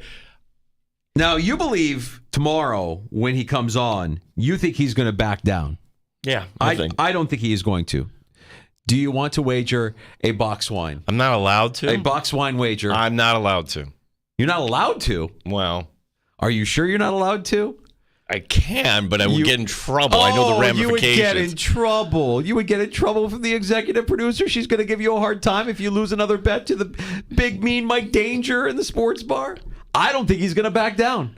I don't think he's going to back down. I don't think he's going to say it's one of those subjective things where he's going to be like, I see your point, and I've talked to other people, and I understand the cap makes it, so it's one of those, there's no definitive that is he going to back down or not. So I just think there's a lot of people that but my favorite part about it isn't the idea that the Bears would end up with Josh Allen, and this isn't happening, obviously. He throws it out there, I think, more so to just kind of lay out a realistic picture of where the Bills are right now. He mentions them being in cap hell. I wouldn't say they're in cap hell. They've got some cap issues. Josh Allen's contract is massive. That's a big thing that you're settled with now, and you don't have the luxury anymore of having Josh Allen on his rookie deal. That's over. That's been over, and you've got to deal with that now for the foreseeable future. And even with Josh Allen as your quarterback, his thing is Super Bowl or bust. It's going to be that with Josh Allen as your quarterback, but you're not a championship team with Josh Allen as your quarterback. You haven't been, and I can't tell you that going into this offseason, I feel like in 2024, I'm going to have the Buffalo Bills in the Super Bowl. Well, he's not the first personality, by the way, to say, from a national standpoint, and by national, I'll go with a big market here too. WFAN had the same take earlier in the season as the Giants season's winding down because, well, Brian Dable, look, the Bills haven't won. I think it was Tiki Barber. I'm not sure. Trade for Josh Allen? Yeah, like the Bills haven't gotten over the hump there. I'm hearing that they're going to blow it up there in Buffalo, so, they need to kind of start over. Oh, is that how those newsflash. It's not baseball. That's what you do if you have a baseball team and you haven't gotten to this point, and oh my gosh, Shohei Ohtani's going to leave. Well, actually, they should have traded him away. Like, they should have recognized. Like, no, it's not going to, like, the Bills can still run it back, but there is this narrative outside from Hickey and from the WFAN morning show that, wait a second, something has to change up there. Why not see? Why not pick up the phone? Do you think Brandon Beane ever takes a call like that? Like, hey, what about Josh? Yeah, I kind of do. No. Well, here's the thing. We marvel and we praise, and we have a very short memory when it comes to the mistakes and the flaws in Josh Allen's game. He's not a perfect quarterback, and I'm not going to call him an elite quarterback. He's not. Look, people can get upset when I tell you this. He's the third best quarterback in the AFC. Would you agree with that or disagree? Yeah, I put him behind Mahomes, and Burrow's your other guy, right? Yeah, because they've gotten to the Super Bowl and Allen hasn't. And you've had opportunities. You've had plenty of opportunities to elevate this team, to put this team on your shoulder. And that's the thing that's concerning to me, is that you can only get to a certain point. We've said Sean McDermott only gets you to a certain point, right? Well, I'm starting to believe that Josh Allen can only get you to a certain point as well. Yeah, I mean, not because he's a bad player, but because, and this is the same thing we said last offseason, decisions. It's the decision making. I'm not the moment. Right, and people will say, "Oh, interceptions will happen. Don't throw the out pattern in the New England game." We're talking about when you have the razor thin margin in the AFC playoffs against the world champions, and you have the ball in your hands. You have the ball in your hands with a chance to win the game. And in part, people will point to the kicker, will point to Deion Dawkins getting, pushed back. Ultimately, it was the quarterback making the wrong decision. And sometimes, trying to gun it down the field and go for the home run, not the right decision. So will Josh Allen learn from that? You hope. But if I can kind of reframe Hickey's take here, and it's this, is that, okay, like at what point do we, in Western New York, I don't know the answer to this, but at some point, you start thinking the future. Now, I don't think that is until you move into the new stadium. I think Josh Allen is the quarterback for years and years to come, unless, Cam Newton really broke down ahead of schedule. Like, if we're going on the Newton timeline, like, Josh Allen has gone way past the Newton timeline. Newton was drafted 2011, and 4 years later, he's in the Super Bowl. Yep. Well, that timeline, that ship has sailed. Right. And by this point in that timeline, Newton's already breaking down. So is Josh Allen breaking down behind the scene? Is Josh Allen just more of a physical specimen and take it? The point being here, we just can't automatically assume it's going to happen at some point. And I'm not going to dispute what Sean McDermott said this week, saying it's not an if question, it's a when question. I want that attitude from a head coach. I don't want this mamby-pamby, wimpy. He can't say anything else. Like, we're satisfied being bounced to the divisional round year in and year out. He has to say, no, we're going to win a Super Bowl. You can't treat this like the defensive coordinator. Are you going to win a Super Bowl? Oh, or get to the Super Bowl? Well, we'll see. No, we'll see. Like, that's right. Put yourself out there. Yes, you have to say that. It's kind of like when you're asked about what you're looking for in some of these prospects. Oh, are you looking to sign somebody that has speed and explosiveness, Brandon? No, I'm looking for slow, methodical, and plodding. You see how Danger goes on his dad runs? We want somebody that runs like, sub 5.5. If we can get somebody with a what are we doing? Of course, there's certain things that you're going to hear them say that they don't have a choice. They have to say that. And Gino, I want to say, if anything, Hickey's ridiculous take that everybody that follows the Buffalo Bills is going to say, this guy's a clown, this is ridiculous. At least it's got us thinking and talking about more areas of growth, more areas of improvement, things that, because there are things in his take that I think are undisputable. One of those things is that teams that have quarterbacks on their rookie deals have an advantage that other teams only wish they have. You can just build a better team around your quarterback when it's cost controlled and you're not dealing with a restructure every year and kicking the can down the road and trying to make everything work and all the pieces fit. And it's not all on Josh Allen's deal. You've got some bad contracts on this team right now. The Von Miller one, stands out. The Trey White contract is going to be an issue. The Steph Diggs contract is going to be an issue. There's a handful of I think that's a little bit of a myth. And here's why. The quarterback contract. You have such a like go back. Who was the last Super Bowl champion with a quarterback on the rookie deal? Well, Mahomes, Stafford, Brady, Mahomes, Brady.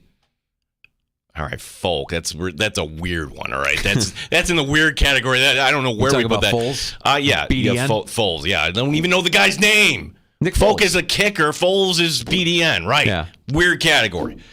Brady, Peyton Manning, Brady, Russell Wilson was on his rookie deal. That's the last one, 2014. But you could look at a guy like Brock Purdy on a team where his contract. Okay, got his team to the Super Bowl. Right. Fair enough. Yeah, I mean, I think that's what C.J. Stroud will be the next one, right? Like you look at what Houston's doing with C.J. Stroud. If he has another kind of year like he had his rookie year, the window for Houston is now.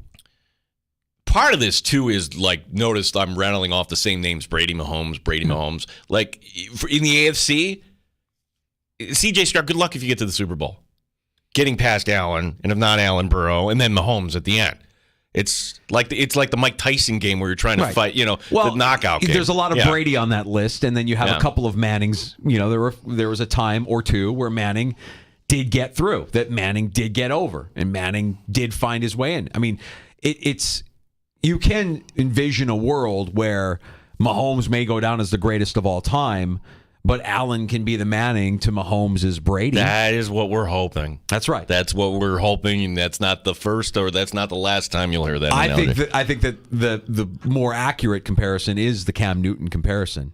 That if you can get to one, you better make it count. Yeah. And that was a terrible Super Bowl. Just awful. Like Sean McDermott, like his defense did the job that game. Yeah, I remember the thing I remember most from that Super Bowl was Cam Newton just kind of going soft, not diving for the loose ball, right? Being petulant after the game, not really wanting to deal with reporters, like just not exuding leadership qualities, not what you want out of your quarterback. So, but that I feel like is a more. I used to say it was Ben Roethlisberger. Like if you had Josh Allen, can you envision a Ben Roethlisberger thing? I think that's probably a better case scenario than the Cam Newton scenario, because Cam Newton's flame burned bright for a shorter amount of time. And Roethlisberger, you saw his skills deteriorate over time. I feel like physically, Josh may end up being more like Big Ben in that, he's going to be out there, he's going to be an Iron Man, but these little nicks. Yeah, by the end, he's sawdust. Yeah, his body is just going to break down from all of the pounding year in and year out, and these little nicks and scratches that you get year in and year out, whether it be your shoulder, your elbow, whatever it is.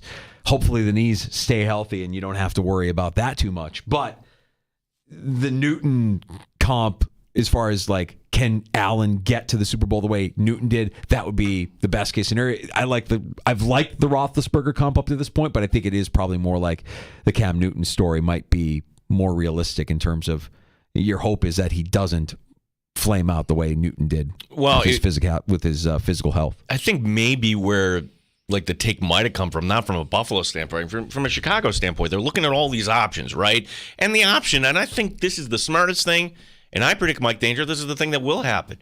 You should get on board with Caleb Williams as your next quarterback in Chicago. They won't move out of that.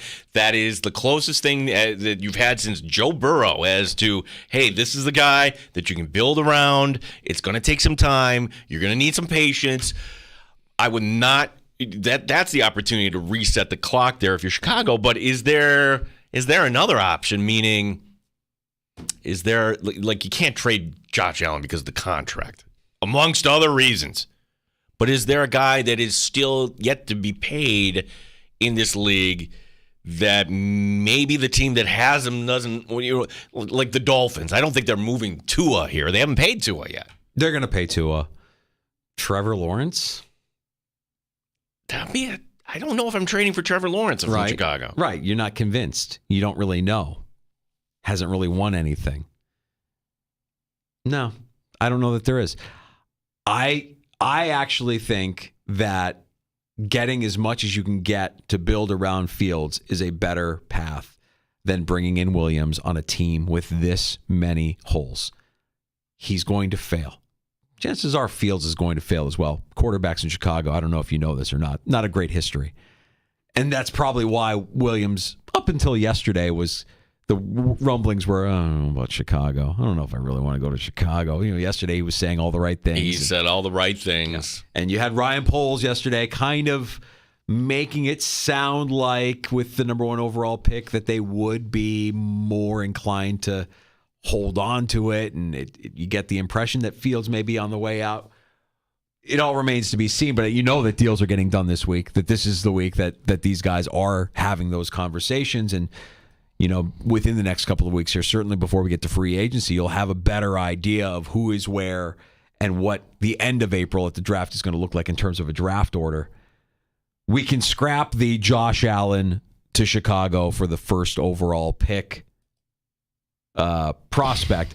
But we'll have Ryan Hickey on with us tomorrow at 3:25 anyways, just to see if he wants to walk it back a little bit. We'll put that out on social media. I'm like, oh, he's coming on that show. All right, Come on in. Listen tomorrow here. Yeah, and, he's Hot Take Hickey for a reason. Even Gelb chimed in. I was reading the comments right before we got on the air, and I'm cracking up because he phrased it in a way. Who says no? Like, this is a great idea. Who says no? And even Gelb chimed in like, the Buffalo Bills say no. The Buffalo Bills say no. They are not doing that. Nobody would do that in their right mind. But I understand what Hickey's doing, and I was entertained by it. I was entertained by that. Well, I was entertained by the fact that people who may not listen to the show or may have forgot, who said you were just like, great idea. Yes. Like, of course, you're a Bears fan. You're like, yeah, I'd love to have Josh Allen. Let's make this happen. What do we have to do? I'm with Hickey. Let's make it happen. Give it up. First round this year, first round next year. What do we have to do? Great show today. PJ Glasser last in the 3 o'clock hour. Matty Glab was fantastic today talking about some of these prospects. And that was impressive. Yeah, I keep coming back to, though, defense. Like, if you can get a wide receiver that is comparable in the second round, and you can get the second best safety or the sixth best defensive pass rusher, whether that's a tackle here or defensive line, just the need for me on this team is actually going to be greater on the defensive line. I know Bills fans don't want to hear that, but some of these guys are going to leave. And we asked Matty point blank, like, all these guys who would you want back? We're going to answer Daquan Jones. And I would agree with that 100%, because if you can figure out a way, Daquan Jones short term, to bring him back on the roster, guy who, by the way, has roots in New York State, you don't have to worry necessarily. But if Daquan Jones leaves, Danger, you might be forced to go in that direction. Yeah, I'm not really interested in the Illinois defensive tackle if he's being comped to Ed Oliver. I don't know that we need 2 Ed Olivers. No, you need a space eater on that defensive line, right? So there's going to be plenty of questions that will hopefully get answered here as we get closer and closer to the end of April and the NFL draft, and we'll see how that all shakes out. And you mentioned PJ, who joined us in the 3 o'clock hour, the host of BetQL's Send It In. More importantly, PJ, the Baltimorean, who came in with his accent, and we got through the MLB bracket, the MLB region in the Baltimore accent bracket today. Our champion out of the MLB region. What seed was he? It was a 6 seed. He was a 5. He was a 5. 5 seed. He'll be one of the final 4. Placido Polanco, home. Yeah, second baseman of the Tigers and the Cardinals. Placido Polanco. You know that was a good one because PJ started to laugh. Like it was a name he forgot about. These guys in Baltimore that know that they have this accent or that hear this accent all the time, they know the names that they'll get them going. And we're going to get those names out. There's one name that he's never heard, however. And maybe our 4th region is like a miscellaneous region, just like an all-timers, like just names that we know. So you're talking from Hollywood, politics, anything? Fair game? Okay. Sure. I can promise you PJ Glasser is unfamiliar with radio Rochester legend Joe Capagreco. I'm Joe Capagreco, home. Maybe Joe makes the miscellaneous region. Joe, when are you going to retire? I die in this chair. Yeah, that's right. We love them. Yeah. Sunday mornings here on The Fan Rochester. Great stuff from PJ. Great stuff from Maddie this afternoon. If you missed any of it, inside the free to download Odyssey app, we've got a rewind feature. Let you go back and listen to any part of the show that you may have missed. We will get to a round of shots next in the sports bar. Oh, you know what? Did we say like the stories that kind of continue on and on? They have legs, right? The story that has legs in baseball right now are the uniforms, and it's surprising to me that there was actually one team that said, "Nah, you know what? We're not wearing these," and it would be like the team that I would least expect. But now all of a sudden they're getting a lot of credit because Does baseball need this every year at spring training? Like, do these guys hate their jobs so much that every year at the start of the season they have to bitch about something? Pitch clock last year, uniforms this year. Next year, what? The showers aren't hot enough? What are we doing? Well, compared to other sports, like this is the most ridiculously long warm up here, but that's because of pitching. You need the pitchers this time. Positional players, they could show up in third week in March and they'll still be good. But yeah, to your point, we'll talk a little bit of baseball. Two programs are merging in Section 5 football. Oh, you don't know if you saw this or not? No. Yeah, this. We'll get into this here, as this is unfortunately kind of a sign of the times. We'll tell you who is merging here. Judah Mintz is really good.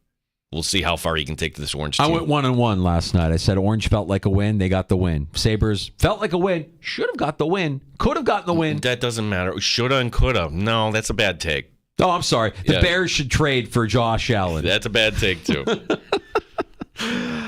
We will get to a round of shots next in the sports bar with Danger and Battaglia. You can bet the NBA with a no-sweat same-game parlay from FanDuel. It's Mike Danger for FanDuel Sportsbook, official partner of 95.7 The Fan. Every Thursday, TNT Thursdays, and it doesn't matter if you're new to FanDuel or if you already have an account, you'll get bonus bets back if your same-game parlay doesn't win on any NBA on TNT game. NBA same-game parlays are the perfect way to combine your bets for a chance to score a bigger payday. However you want to play, head over to FanDuel.com/Mike, M-I-K-E. Bet the NBA with a no-sweat same-game parlay with TNT Thursdays. That's FanDuel.com/Mike. Make every moment more with FanDuel, an official sports betting partner of the NBA. 21 plus and physically present in New York. Minimum 3-leg parlay required. Refund issued as non-withdrawable bonus bets, which expire 7 days after receipt. Max refund $5 unless otherwise specified. Restrictions apply. See terms at sportsbook.fanduel.com. For help with a gambling problem, call 1-877-8-HOPE-NY or text HOPE-NY 467-369. You're listening to the Sports Bar with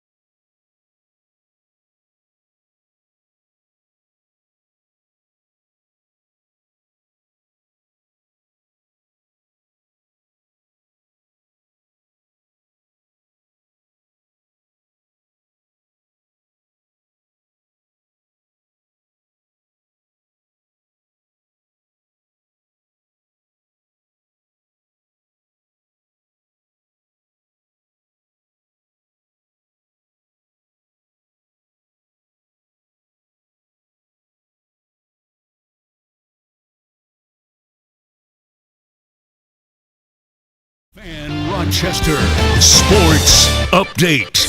Hockey night tonight in the Flower City. Only home game this week for the Amerks. They have 2 up in Belleville this weekend. Tonight, Syracuse Crunch back in town. Rochester currently in 4th place, tied with the Marlies in the north. Don Stevens, Andrew Mossbrooks will have your call here on the Fan beginning at 7 o'clock. Sabres get tripped up last night against the Panthers tonight. And the Sabres are off. Tomorrow night, the team taking on Tampa Bay on the road. NFL notes today, the Chiefs releasing wide receiver Marquez Valdez-Scantling, saving $12 million against their cap. The Jets have given permission to quarterback Zach Wilson to go seek a trade. 6 games in the NBA tonight, including Cleveland and Chicago. Sports is brought to you by GetMyPerks.com. Today, save half off to Lasertron in Henrietta. For this and other great deals, log on to GetMyPerks.com today. Gene Battaglia, the sports leader, 95.7 FM and AM 950, The Fan, Rochester.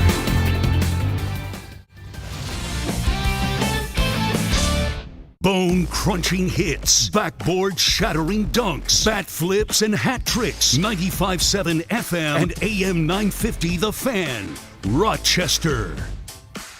I can't believe we went this far in the show. Actually, I can't believe that we went this far in the show, and essentially I didn't talk at all about the S word. No, they're back to being the S word. Yeah. I'm not talking about S word as in Sam. Sam Reinhart, at least he didn't score last night. Yeah. Second in the league. I didn't realize he was second in the league here. 39. Dude, yeah. he's lighting it up. Montour has a different kind of gear playing outside of Buffalo. He looks legit. He doesn't look anything like the player. Neither of those guys look anything like the players that they were when they were playing for the Sabres. So what is it? Well, that was Ralph Kruger, right? Like Ralph Kruger had talent. But at the same time, it's the decision to bring in a Ralph Kruger that makes your organization look like a clown show.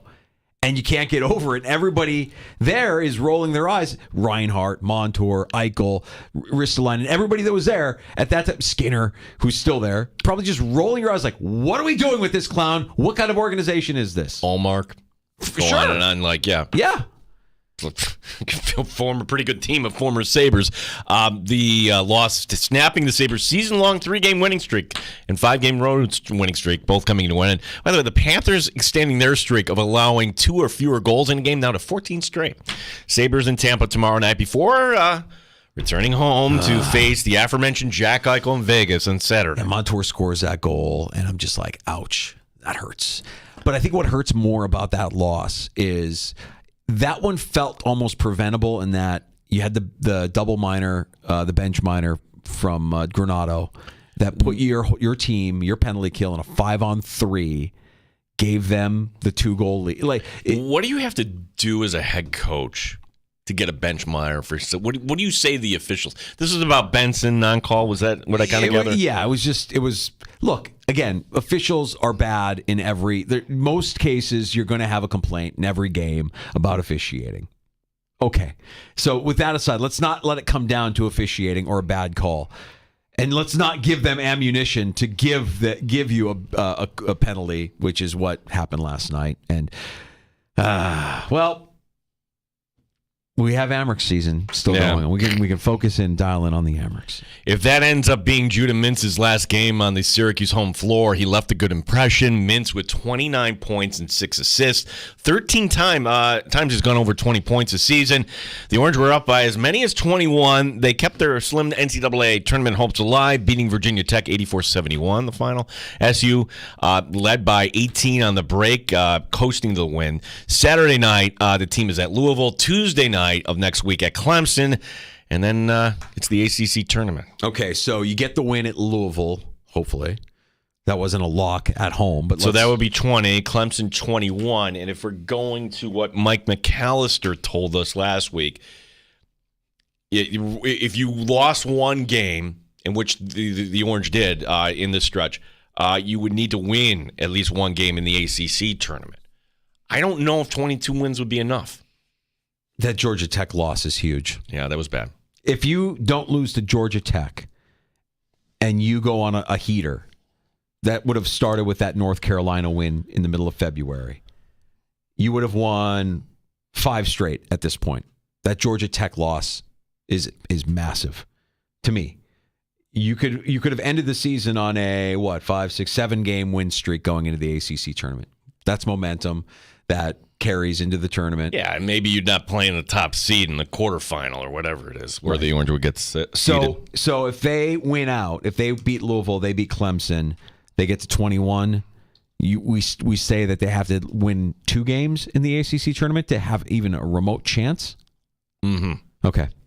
All right. I would say. Their work is cut out for them.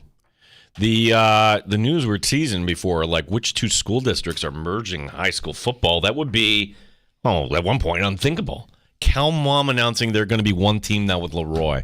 Ooh. Cal Mum was bringing in students from Byron Burgeon. Now, it's not clear where those Byron Burgeon kids are going to go. That's not the only thing we're not sure of here. Other unanswered questions here. What's the new team going to be called? Where they're going to play? What happens to the youth programs? This was speculated last year, Danger, when Cal Mum, where they're, hey, should we merge with Leroy? They didn't have enough kids, so they had to drop down to 8-man football.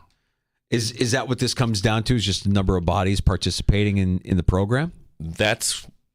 I'm not sure from Leroy's standpoint, but that was the issue at Cal Mum. So you've got 2 schools, 2 districts that have been rivals forever, and now they're being forced to merge? Right. So, and they haven't played each other in years because, Cal Mum was in D, Leroy remained in C, and years ago you couldn't cross, the boundary there. I wonder about that with the future of football and with all that we know about concussions and CTE and the risks of playing that game. Like, I loved playing football in middle school. Gene, I can't remember if you ever played football. I did not. No. I mean, it was a lot of fun.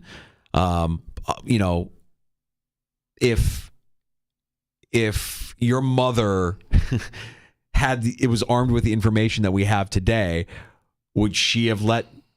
If my mother was armed with that information, would she have let me play football? My mother wouldn't let me play football. Absolutely not, right? No chance. And so I know that this isn't a problem with every school district. My nephew's 11 in Hilton, and he wants to get into some programs, and it's like, we're booked. We have too many kids. Wow. Too many kids want to play football. And I don't know if it's like that in other districts or not, but I think that's a scary proposition for a lot of mothers out there to say, I'm going to put my baby boy out there in pads and let them smash their skulls into another guy every Friday night. A little bit of a tough sell. I don't know that that's the issue here with Cal Mum and Leroy, but it could be just the size of the district. It could be just something that, as simple as that. Not enough kids. But also, and again, you could just look up these studies. Where are we at right now? Well, what was 4 years ago? A lot of kids weren't trying out new sports 4 years ago. So this is kind of the dip here. The pandemic. Yeah, this is the dip here where you actually saw a number. Yeah, here. my kid stopped with high school athletics during the pandemic. She's like, what's the point? We can't practice. I'm not going to come back to it. I'm fine. I'm good. I don't need to keep going. That's sad. Right. Well, we'll kind of continue to monitor that here as we've got a little bit of time before the fall. I don't want to wish away time. That's right. Yeah, but when it comes, I'll be ready. There's one team in Major League Baseball that pushed back on the new uniforms, and that these new uniforms, supplied by Fanatics, and they're not really good. Franks and beads.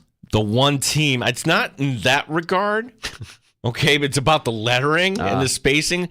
The team that got their way was the Kansas City Royals. If you look at the Royals uniforms, the names and numbers, they're pretty big on the back. And by big, I mean look like last year as compared to the rest of Major League Baseball, which has these smaller names and numbers. Royals management said prior to the season, they wouldn't accept the lettering on the new uniforms, saying the names need to be bigger so their fan base could easily identify with their players. I mean, I guess that's a pretty good reason to throw out there. I don't buy it. I think that's bull. But if you wanted to sell me on that, I would listen to it.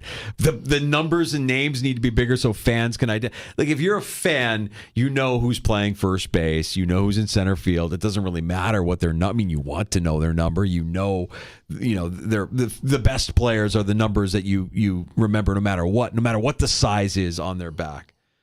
Well, good for the Royals. They don't have to deal with all the complaining that everybody. I feel like Major League Baseball, more than any sport, needs to be angry about something during their preseason. Well, the Padres apparently last week, because of the aforementioned problem with the pants. They dug out the stuff they had from last year. Oh, wow. Which is funny. Like, okay, bring it out of storage here. Sure, Major League Baseball loves that. You're going to get fined. Finally, we've been talking a lot about Josh Allen today, and this, I was wondering if we mentioned this or not, but his ex-girlfriend actually went on a podcast, Brittany Williams, talking about her adventures in dating, mentioning she was with her ex-boyfriend for 10 years. She never mentions, though, the quarterback by name, and she started a new life in New York City, because isn't that always the narrative when you want to start over? So why do a podcast then? Just to convey to your ex-boyfriend how much fun you're having? I don't quite get it. Right, and you're on this podcast. The only reason why you're on this podcast is because you dated Josh Allen. Right, but you're not going to mention him at all during the podcast. Hey, good luck out there, Brittany. I don't wish that on anybody. Like dating in New York City, and I watched a little bit of the clip and then I just stuck out. I'm like, all right, this is going nowhere. She's not sharing or giving us anything of value. Like, if we want to know anything about what went on with that breakup, give us the dirt. That's why when I saw this Brittany Williams talking, I'm like, oh, okay, what does she have to say? Oh, absolutely nothing. Right. And she probably can't say anything. There's probably something that's they weren't married. You think that there's some sort of non-disclosure? I think there's probably some sort of an agreement, whether it's legally binding or not. There's probably some sort of an agreement, because if what is being rumored is true, it's embarrassing for everybody involved. It's embarrassing for everybody, including everyone. Everybody, yeah. Everybody involved. So best not to bring it up, because you look dumb, he looks dumb, everybody looks dumb. Just if it's all true, if the rumblings that you hear are true, then nobody wins. It's just a lose situation. So in that regard, good for her and picking up the pieces and starting her new life in New York City, and wish her the best. Hope that she finds whatever she's looking for. In this case, with this interview, apparently it's a man. Need to find a guy. Dating is hard in New York City. Did you see Jay Cutler's ex, 24-year-old wide receiver from Montana she's dating now? Kristen Cavallari. Oh, she's dating a 24. Yeah, 24. A younger wide receiver from where? Montana State, apparently. So he's still playing college at 24? 24, yeah. Yeah, that was a fun moment in time. Very Cavallari. Just a little peek into the psyche of Jay Cutler, and makes you realize that guy really doesn't care. No, and if I was married to Kristen Cavallari, I wouldn't care either. I understand why you moved on there, Jay. When are you gonna, start working again? What's your plan today? I'm gonna do nothing. Yeah, you should be doing something. Don't you think that I love what he said was essentially, yeah, I'm not really looking to do any work right now. So have you thought about when you do get bored, what you're going to do? Yeah, no. Okay, well, maybe you should. Not really looking to do a lot of work right now. I'm looking to do the exact opposite of that. Which I love. It's such a kind of Gen X Office Space kind of attitude. Like, yeah, I'm kind of looking to do as little work as possible after doing everything that I've done through my NFL career. I'm good. Former player at Montana State. I got to get that corrected. But he's a model. Oh, well. He's a model now, Mark Estes. Okay. Well, I'm sure that they're very happy together. And is he working? He's working as a model. Yeah, it's real work. Yeah. It's real work. She found what she was looking for, somebody that would actually work. Jay, not so much. Looking to do the exact opposite of work. She's 37. He's 24. Way to read the D, buddy. Way to read the D. We'll get the last call next at 866-4326. You can pull up a stool and join us at 585-866-4FAN.